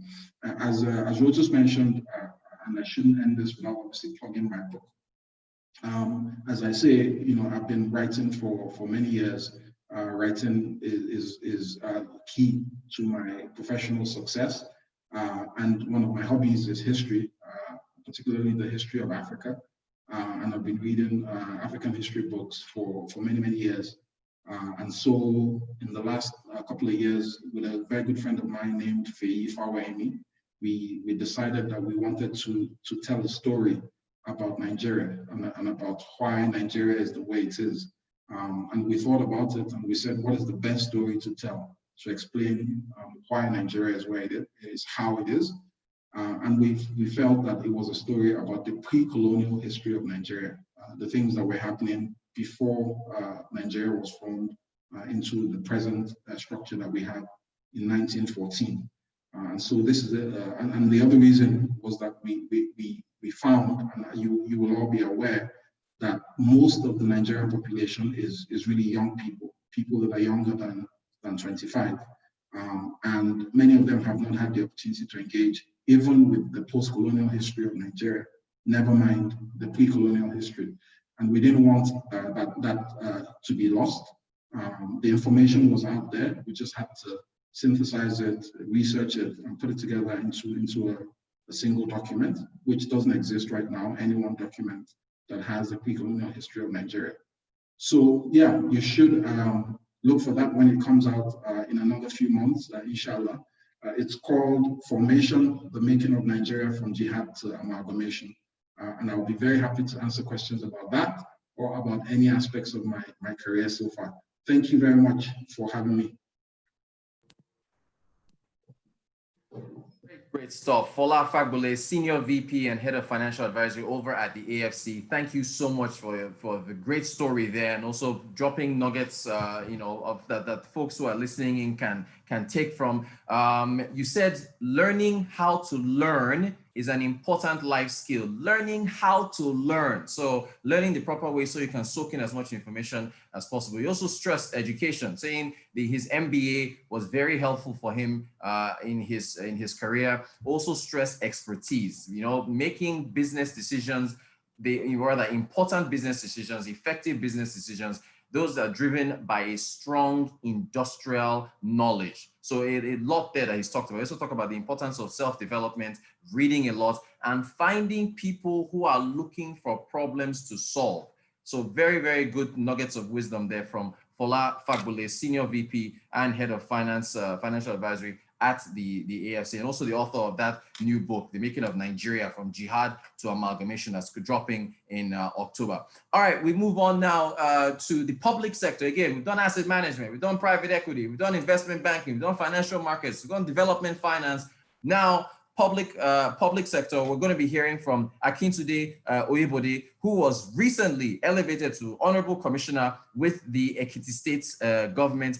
Prior to that appointment, he was Special Assistant to the Ekiti State Governor on Investment, Trade, and Innovation. I know this very well because I interviewed him on the Global Business Report on Arise News when Ekiti State was the first state to drop right-of-way charges. And then all the other states started following them after they did that. So I talked to him about that. He's a trained economist. Akin was appointed Pioneer Executive Secretary of the LS ETF, a fund established to provide financial support to residents of Lagos State for job, wealth creation, and to tackle unemployment, a position he held for 3 years, through 2016 to 2019. Prior to that, he's worked as a research assistant at the Lagos Business School for 2 years. He then went on to spend over a decade in various banking roles with the FCMB and Stanbic IBTC, holds a BSc in economics from Unilag. Akin Oyebode, Honorable Commissioner, floor is yours. Go ahead, sir.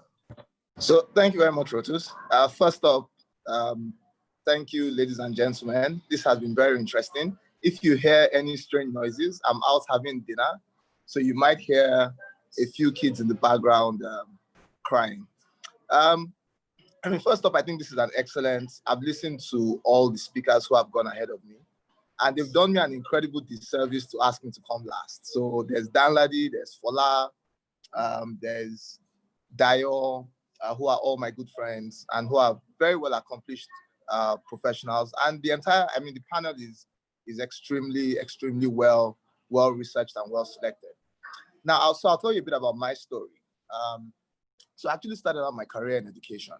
I worked for the Lagos Business School for 2 years and a little bit. And I believe that's where I first met Fola, even though our paths had crossed in university. And for me, my fundamental philosophy is about learning, right? So I don't get tired of learning. I read a lot of books. I listen to podcasts every day. I'm a big fan of Fola and Fei's Formation podcast, and I'm eagerly awaiting the release of the book because you learn. There are many ways you can learn today. So 10, 20 years ago, we could only learn out of libraries. We could only learn reading books. Today, the internet is a treasure trove of information. So for me, it's a process of continuous learning, continuous improvements. That's kind of like my general philosophy. So I went to work at the Lagos Business School, and I worked for a gentleman called Doi Salami, who's one of Nigeria's most accomplished economists. It was a job that paid me, at the time it was fairly decent pay, I must admit. It paid me 35 grand a month. But I was very happy to do that job for nothing because the learning there was just invaluable. I spent every day with some of Nigeria's brightest brains. And for me, that was something I should have been paying for instead of actually being paid to do. And just told me, one of the things I learned from that job was that ultimately, if you build the right competence and capacity, the revenue, your earnings will match the capacity at some point, right? So like Zeal, I also wanted to make money, right? So I'm very clear about I wanted to make money. But my priority was let's first learn enough from which we can make money. So I started out at LBS, writing case studies, and I wrote case studies for a bunch of professors for maybe 2.5 years. So we wrote case studies from transport to manufacturing to technology to finance case studies. But it gave me an opportunity to learn across various sectors. So it gave me an opportunity to use my economics degree, but just to learn about how business works in Nigeria. And then one day, a gentleman walked up to me and said, hey, I work for First City Monument Bank. Doing Salami says you'll be a great head of research for the bank. I can't interview you because Doing has recommended you. Just pass our aptitude test and come get the job. And that's how I started out at FCMB working in research. And so a gentleman who's no longer with us, called Tolak Badamosi, may God rest his soul, brought me into banking. And I spent the next 5 years doing research, so macro research primarily, industry reviews, etc., for First City Monument Bank. Again, when I joined Stanbic IBTC, it was really to have a broader regional view of banking. So again, it wasn't really about the money. The money was decent. So I'm never going to say to you, go and earn like little or no pay because you want experience. No, the money was decent. But for me, the bigger opportunity was exposure to Africa. And I was asked to set up Stanbic's SME banking business, a business I then went on to run across Nigeria for the next 4 years. But again, at Stanbic, one of the things that I'm always grateful for was just the capacity above me and around me. And I like to always say, I like to be the dumbest guy in the group, right? I have no qualms about being like, the least smart guy in the group, because I believe you learn by surrounding yourself with smarter people, right? So I don't think there's any shame, in saying the team around you is a lot smarter than you. You improve your own capacity by surrounding yourself with smarter people. So as much as possible, strive to be like the dumbest guy in the group, because that's how you learn, that's how you evolve, that's how you develop. So at Stanbic IBTC and Standard Bank, it was a fantastic experience. Again, spent 5 years there. And then I was asked to set up the Lagos State Employment Trust Fund. And a number of people, I mean, always ask me, why did you make the jump from what was a fairly comfortable banking career into public sector? And my answer is simple. This is the only country I've got. We all bellyache about Nigeria every day. We all spend time on Twitter, Facebook, Instagram, talking about the challenges we have in the country. But someone has to solve the problem. Institutions don't make themselves. I think it was Samuel Johnson who said, an institution is the lengthened shadow of an individual or something like that. And for me, the opportunity to serve in government, is something that I hold and I treasure significantly, because it's not one that comes to everyone. And when I joined the Employment Trust Fund, I realized one of the things I said to myself every day is there are 22 million people in Lagos. And someone has asked me to be in charge and be responsible for this fund. And it's something that I must do with every sense of responsibility. So again, similar philosophy, surrounded myself with people who were smarter than me. Good thing is that many of them didn't know this at the time, but they were much smarter than me. So it made my job very easy, because for me, again, and many of you will grow into leaders, your job as a leader is really to enable your team. It's to bring the best out of everybody who works with you. Your job as a leader is not primarily to show that you're smart. It's not to show the people that you can do the job. You don't have to always prove yourself to your team. You've done for you to earn that job, or for you to earn that role, you have the track record, right? You don't have to show people and convince them every day that I know this stuff. Your job as a leader is to take away all the constraints that your team will face and ensure that they're the best they can, and they come to work every day of the week doing the best they can. And then after 3 years, I got bored with that job, I must be honest. And I thought that I had done almost everything I could have done there. And then the governor of Ekiti State asked me to come join him as special advisor, investment, trade, and innovation. And it was another adventure, and I love adventures a lot, right? So this is like my third startup, So I went and started up SME banking at Stanbic, started up the Employment Trust Fund, and then this was to start up the Ekiti State Development and Investment Promotion Agency. But ultimately, why have I chosen public service as a path? For me, it's a chance to shape the future of the country. It's a chance to show people that this thing can be done. We don't always have to argue about the country. It's a chance to join a team of what I hope is young, dynamic, smart leaders who are looking to shape the country in the way that they want Nigeria to look in the next 20, 30 years. And for me, it's a call to service, right? And I'm not under any illusions that I will benefit from the work I'm doing. I don't think I will. I think that the job we do today to build the nation will start to show significant return in maybe 50 years from now, right? So we've got to always, for me, I think about Nigeria, I think about the people who built America, for example. We talk about them in glowing terms today, but they didn't see the America that we see today. They might have had a mountaintop view, but at the end of the day, the people who are benefiting from that are their grand and great grandchildren, and that's why you have to think about nation building in generations. You can't think about it in years or decades. You've got to think about it in generations, right? So my role today is essentially saying 200 years from now, I want someone to look at the history of Nigeria. So another maybe Fola Fagbule is writing a book about Nigeria in 2020. I want to have a chapter in that book. I want to be potentially a Danfodio, in that book. That's what drives me today. So I think ultimately I don't want to take too much of your time. I'm the last speaker, so I'm between you guys and the roundup of the entire session. I'd like to leave you with a bunch of thoughts.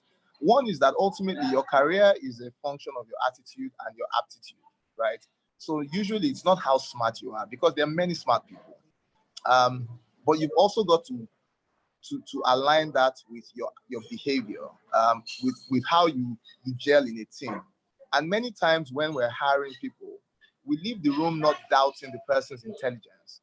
We leave the room not doubting the person's capacity. But what we worry about is this person the right fit for the team? Will this person upset the balance of our team? Does this person have the right value system to align with our institution? And many times those things are often more important than how smart you are, because you're in that interview panel already because you're smart. So that's a hygiene factor. You get in because you're smart. What gets you the job are the things that don't come out openly. How driven you are.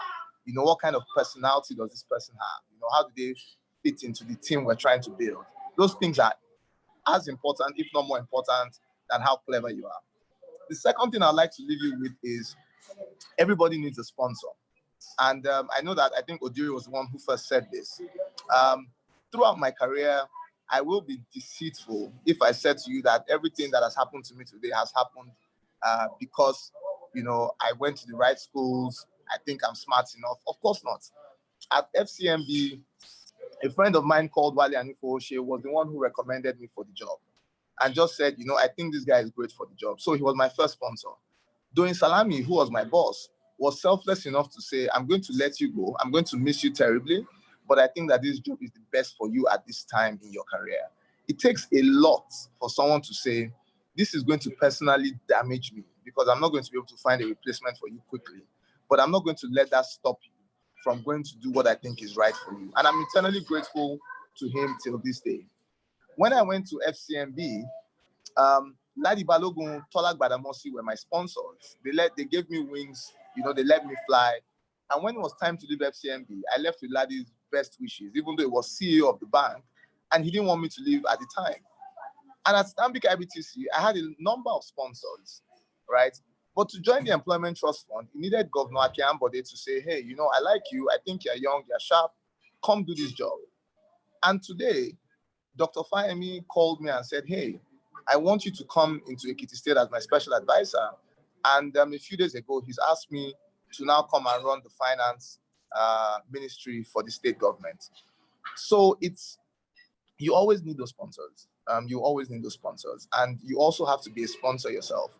You've got to pay it forward. It's important that you pay it forward and that you do it for the people that you support because everybody needs a stepping stone in their careers.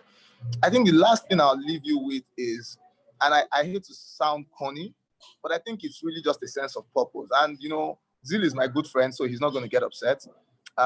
Making money is great, but there's a point where making money does get boring if that's all you're doing. So there's got to be a deeper sense of purpose. By all means, make money along the way, but I think there's got to be a deeper sense of purpose. And for me especially, one of the things I like to do is always recruit people to come into public service.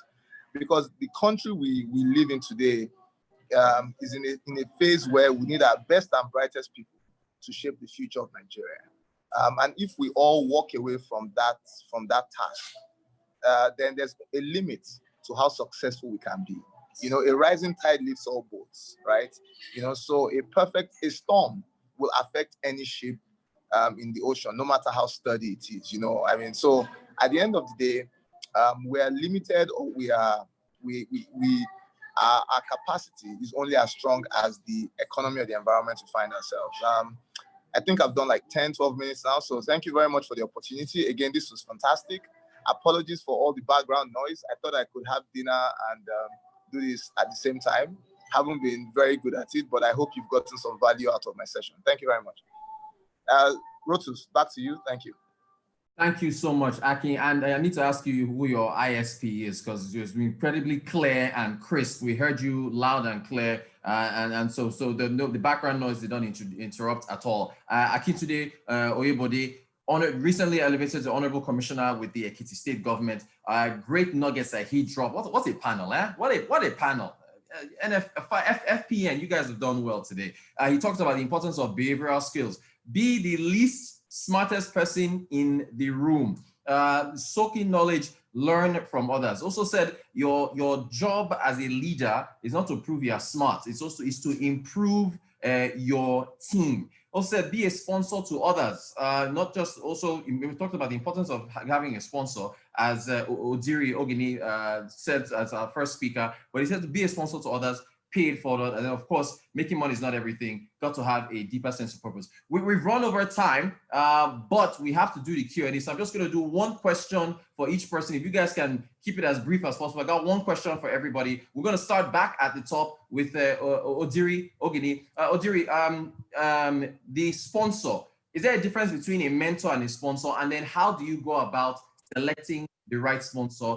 Briefly, in a minute or two, if you can. Thank you so much, Odiri.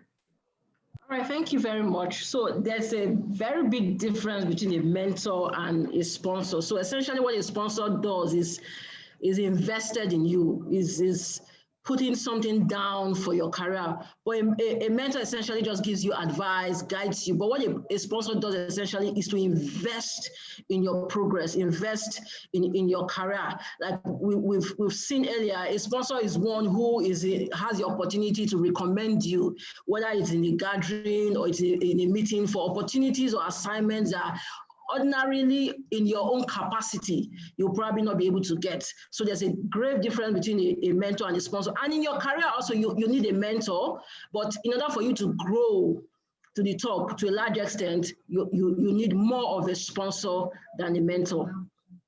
Thank you.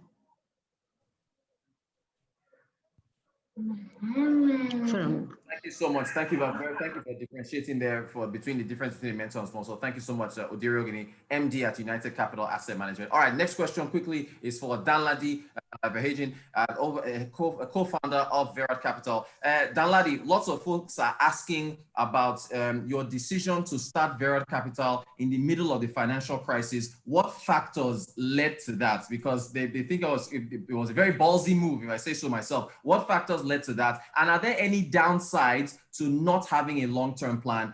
Quickly, if you can, Danladi Verhegen. Wow. Interesting questions. Why did we start Verad in 2008? I think fundamentally, like I said earlier on, I was at Citibank at that point in time, and I was a little bit bored. I wanted to do what I thought would be a bit more exciting work versus just sort of large project finance deals. I really wanted to invest in businesses. I really like private equity, just investing in different businesses and helping businesses try and grow and solving their problems on a day-to-day basis. I think, I spoke about, just following your passion and just, doing what you feel you should be doing at that point in time and just doing it well. I must say though that, my working experience, I'd saved up enough money for, I think I had maybe about a year or a year and a half worth of savings. So frankly, I knew if Verad didn't quite work out in a year or two, I could still go, I wouldn't be without a home or without food. I could still go back and look for another job. So I had some form of security when I jumped out to start Verad. But I'd say the most important factor, in looking back, I'm actually happy we started it in the midst of an economic downturn, because we learned how to really think about value in our business, really think how to sort of cut costs and be very lean and mean. But probably the most important factor, I believe, was the people. And for me specifically, was my business partner, who I thought was just the smartest person I could find, the most brilliant mind I'd met. Like Akintunde said, surrounding yourself with people much smarter than you were. That's something I did. And then fortunately, we just had a similar vision. Similar vision for what we wanted to achieve, and very importantly, how we wanted to achieve it, how we want to conduct our business. So frankly, I think that was the most important factor for our business and where we are today. The final question, I believe, was sort of, are there downsides to not having a long-term plan? Look, I don't think there is one set way. It could be a series of short-term plans or short, medium-term plans or a long-term plan. It's really what resonates best with you. There is no formula. There's no right way about this. People come at various careers within finance from multiple different angles. Really, it's what resonates best with you. I'm the sort of person who gets bored very, very quickly. So just by nature, I can't be too rigid. If you're sort of a lot more structured, a lot more formal, you know, I'd actually admire those who've got a 10-year plan or a much longer plan and can work according to those plans. That's something I'd admire. That's not something I'd say is a disadvantage. So I think you just need to figure out what kind of resonates with you, what goes with your DNA, your chemistry, and just pursue that. Thank you. Danladi, thank you so much for that answer. Again, Danladi Virgins, co-founder of Virat Capital. Chidi Iwuchukwu, I move on to you quickly. Question for you. Chidi, of course, Chidi Iwuchukwu, head investment banking West Africa at Rand Merchant Bank. Chidi, what factors, because we've got people from overseas that are tuned in, what factors do you look for before, if one wants to move back to Nigeria? And should you be thinking of moving back to your home country? I don't know why I got the most difficult question because I'm sorry. I don't know whether there is any factor. To be honest, I don't think there's any real thought process. This is a very difficult environment to be in. I have to be honest with people. I have come across this question so many times.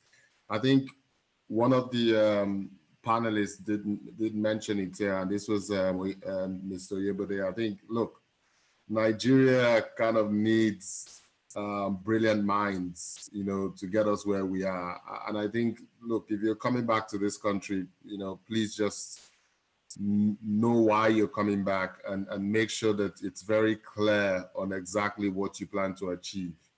I mean, and it's not green grass, and that's what a lot of people should know. Know that you're gonna find it very difficult than being in a structured environment.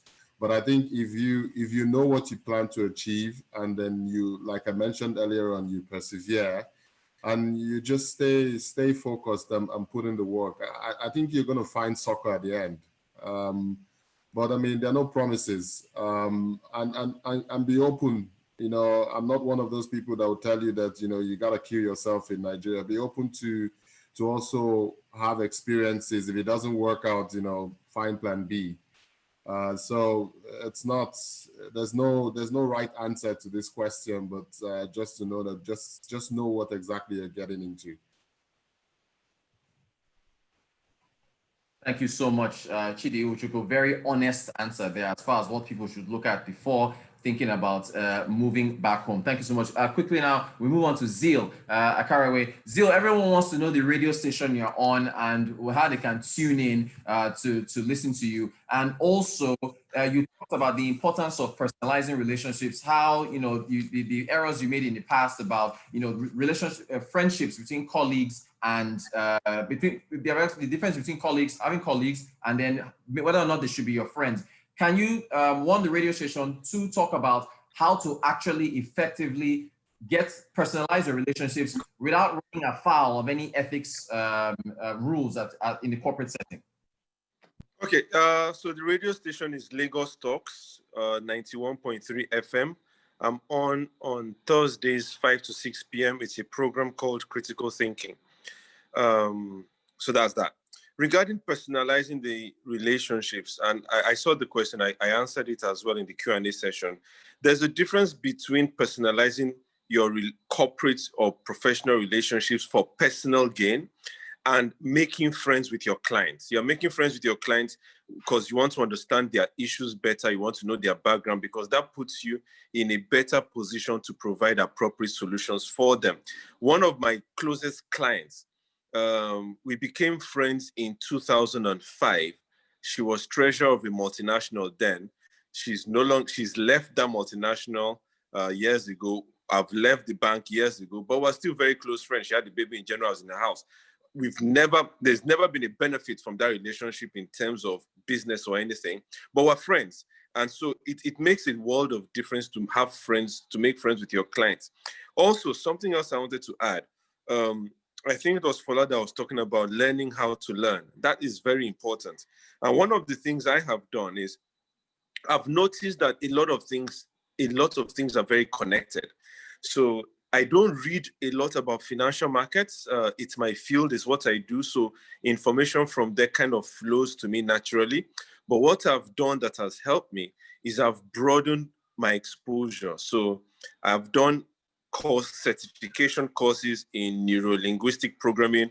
I've been to Cambridge University to do a course in human diversity on genetics. I've done risk management courses in the London School of Economics. I've read books on psychology. I've read books on quantum physics.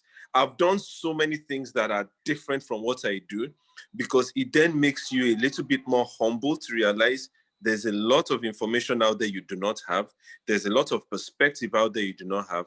And that helps you learn more, because you're not sitting on a stance that is very rigid. And no matter, and to add to what Akin said, for me now, based on what I do, and I think BBC carried it about 2 years ago, there is no amount of money that will satisfy you if you do not attach a purpose to helping humanity. You will always be empty. No matter what you make, you must always serve others, no matter how little it is. If it's buying a beggar pure water every day, it does not matter. No matter how much money you have, if you're not serving other people, if you're not constantly learning, if you're not constantly learning how other people learn, if you're not constantly expanding your perspective, you are not going to live a fulfilled life. Rotus, back to you.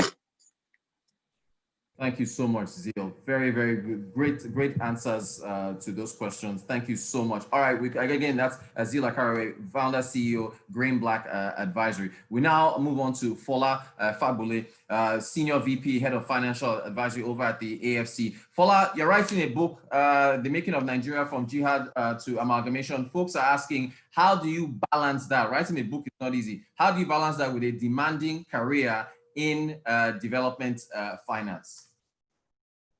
Thank you, Rotus. It's an excellent question. It's becoming quite difficult now to balance. I joke, it's not difficult to balance at all. It's my hobby. I do it in my spare time. Most of the writing happened last year, and I did most of my writing on airplanes. This was obviously pre-COVID. On the way to see clients, on the way back from seeing clients, in airports, waiting for my flight. I did most of the reading and the writing on airplanes. But I've been reading about African pre-colonial history and Nigerian pre-colonial history for many, many years. It was just about synthesizing it and putting it together into a story. So I think, and I'm working, as I say, with somebody who's a really excellent person, Faye, as a co-author, who's also quite dedicated as well. So I think the key thing is that, it's a hobby that we are it's a hobby for both of us that we're trying to make into something that has an impact beyond just learning about history. I think history needs to be made relevant to a modern generation. It needs to be useful for the future. And Nigeria is such a young country, and we run the risk of losing out on a lot if we don't understand where we're coming from as we navigate the future of the country. Thank you.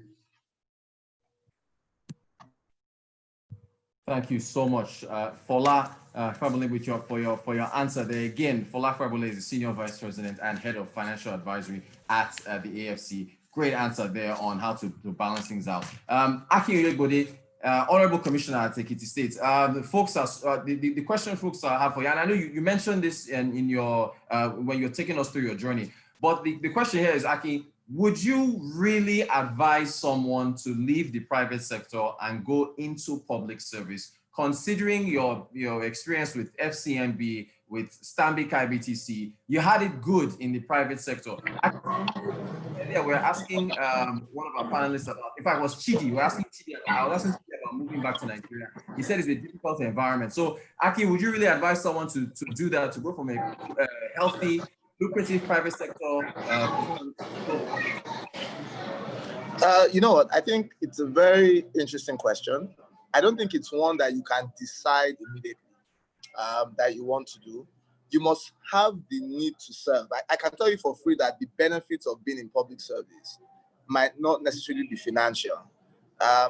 But what you get is a sense of fulfillment that you shape policy. The work you do has the potential to improve millions of lives. You are putting children in school.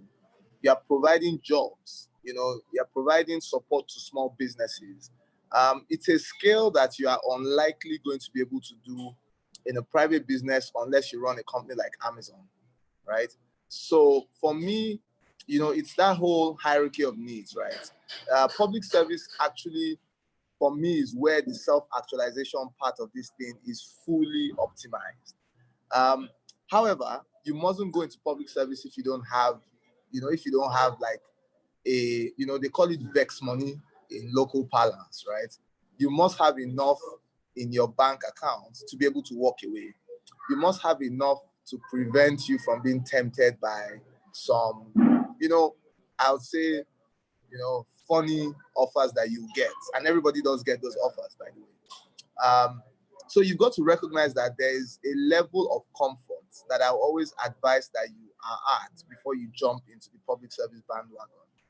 In my case, I'm very lucky that, I had a career that was quite rewarding financially, and I have a partner that is fairly comfortable. So it's a lot easier to take that bet, right? So I'm not in a place where I'm looking for my next paycheck. So that's where the real problem is, I think, is don't go in there if you are still a paycheck away from being broke. Because when you go in there at that point, you will easily either get frustrated very easily because the pay isn't great, or you will, bow or fall for some of the temptations that those roles come with. But ultimately, I find it very fulfilling. I find it very rewarding. And every day I go to work, there's something different, right? So there's a different problem to solve, And at the end of the day, I think the common theme I've heard here is that a career in finance is really about structuring solutions, right? So it's bringing your skill to bear to solve problems. And there's nowhere in the country where there are bigger problems than in government.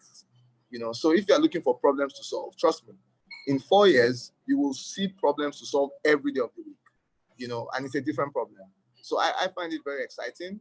It's something that I encourage more people to do, but please do it from a place of comfort, right? So do it from a place where financially you are not unstable. That's the caveat I'll add. Thank you very much, and have a good evening, everyone. Great stuff. A great, very honest answer there from Akin Oyebode, Honorable Commissioner for the Ekiti State Government. Ladies and gentlemen, that brings us to the end of this very, very informative session from the FPN, the Financial Professionals Network. The theme here, thriving in finance, learning from industry leaders. My thanks to Odiri Ogidi, MD at United Capital Asset Management, Danladi Verhagen, co-founder of Verod Capital, Chidi Iwuchukwu, Head of Investment Banking of West Africa at Rand Merchant Bank, Zeal Akarewe, founder, CEO, Grain Black Advisory, Fola Fagule, Senior VP and Head of Financial Advisory at the AFC, also the author of the upcoming book, Formation of Nigeria from Jihad to Amalgamation, coming in October, and Akin Oyebode, who, by the way, is a beast in the gym. I've worked out with him. He's a heavy guy. He's heavy on the weights. Akin Oyebode, Honorable Commissioner, Ekiti State Government. Thank you all. Very informative. I think we're going to have back Abraham Durosao for closing remarks.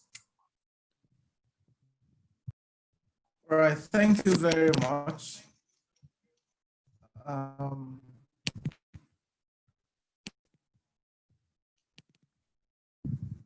I want to especially thank Rotus for moderating this session today, and specifically thank all the panelists, Falafa Bule, Chidi, Odiri, Akin, Dalade, and Zeal.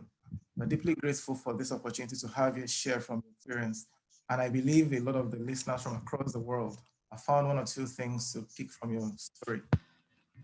And just to give you the kind of statistics of the people who participated on this webinar, we had about 1,500 people join from across all over Nigeria, Lagos, Ibadan, Ekiti, Owerri, Abakaliki, name it.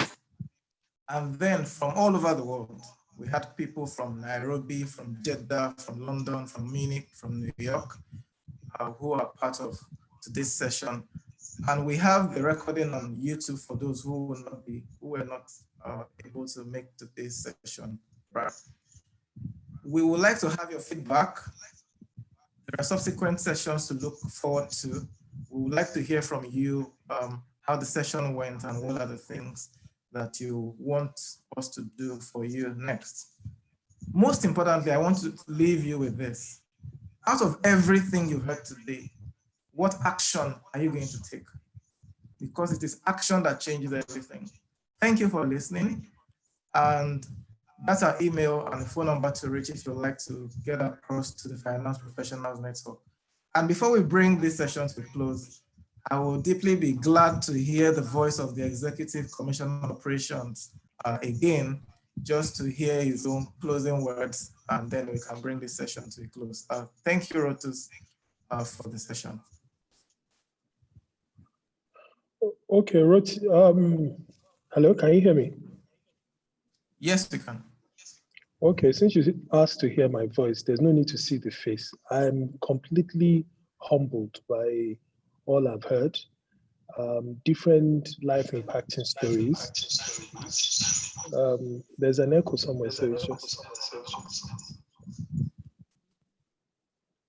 Okay, it's quite brilliant. I really hope my colleagues and some of us have been able to take some notes. I've taken some very good, deep lessons. Maybe all of us wouldn't have had the chance, because I think what's common to a lot of the panelists, everybody had a stint abroad or something. I went to Ogun State University, so from a doubly humble background.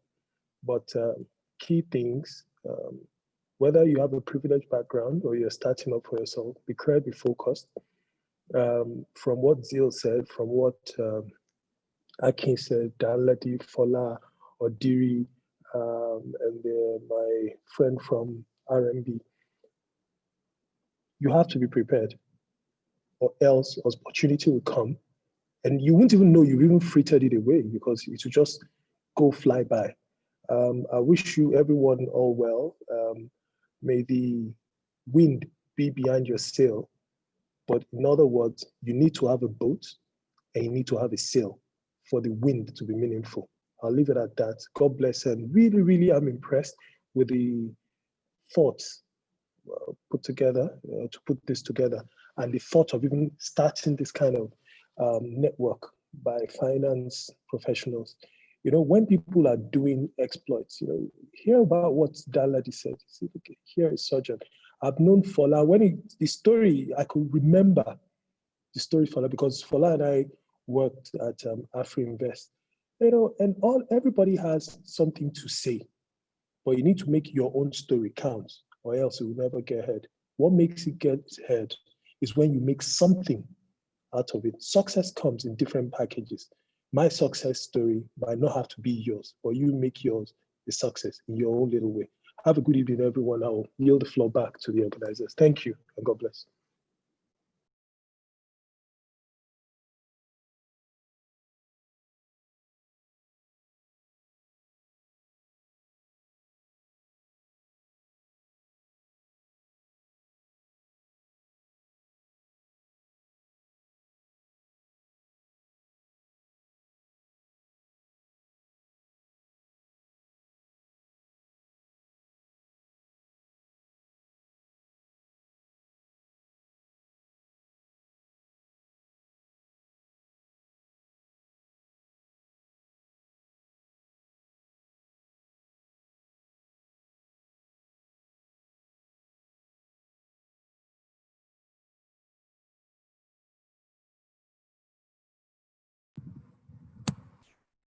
All right, Dayo Obisan, thank you so much for those closing words there. Thank you as well to Abraham, and thank you everyone. That brings us to the end of the Finance Professionals Network, thriving in finance, learning from industry leaders. Thank you all. Have a great weekend. You guys take care.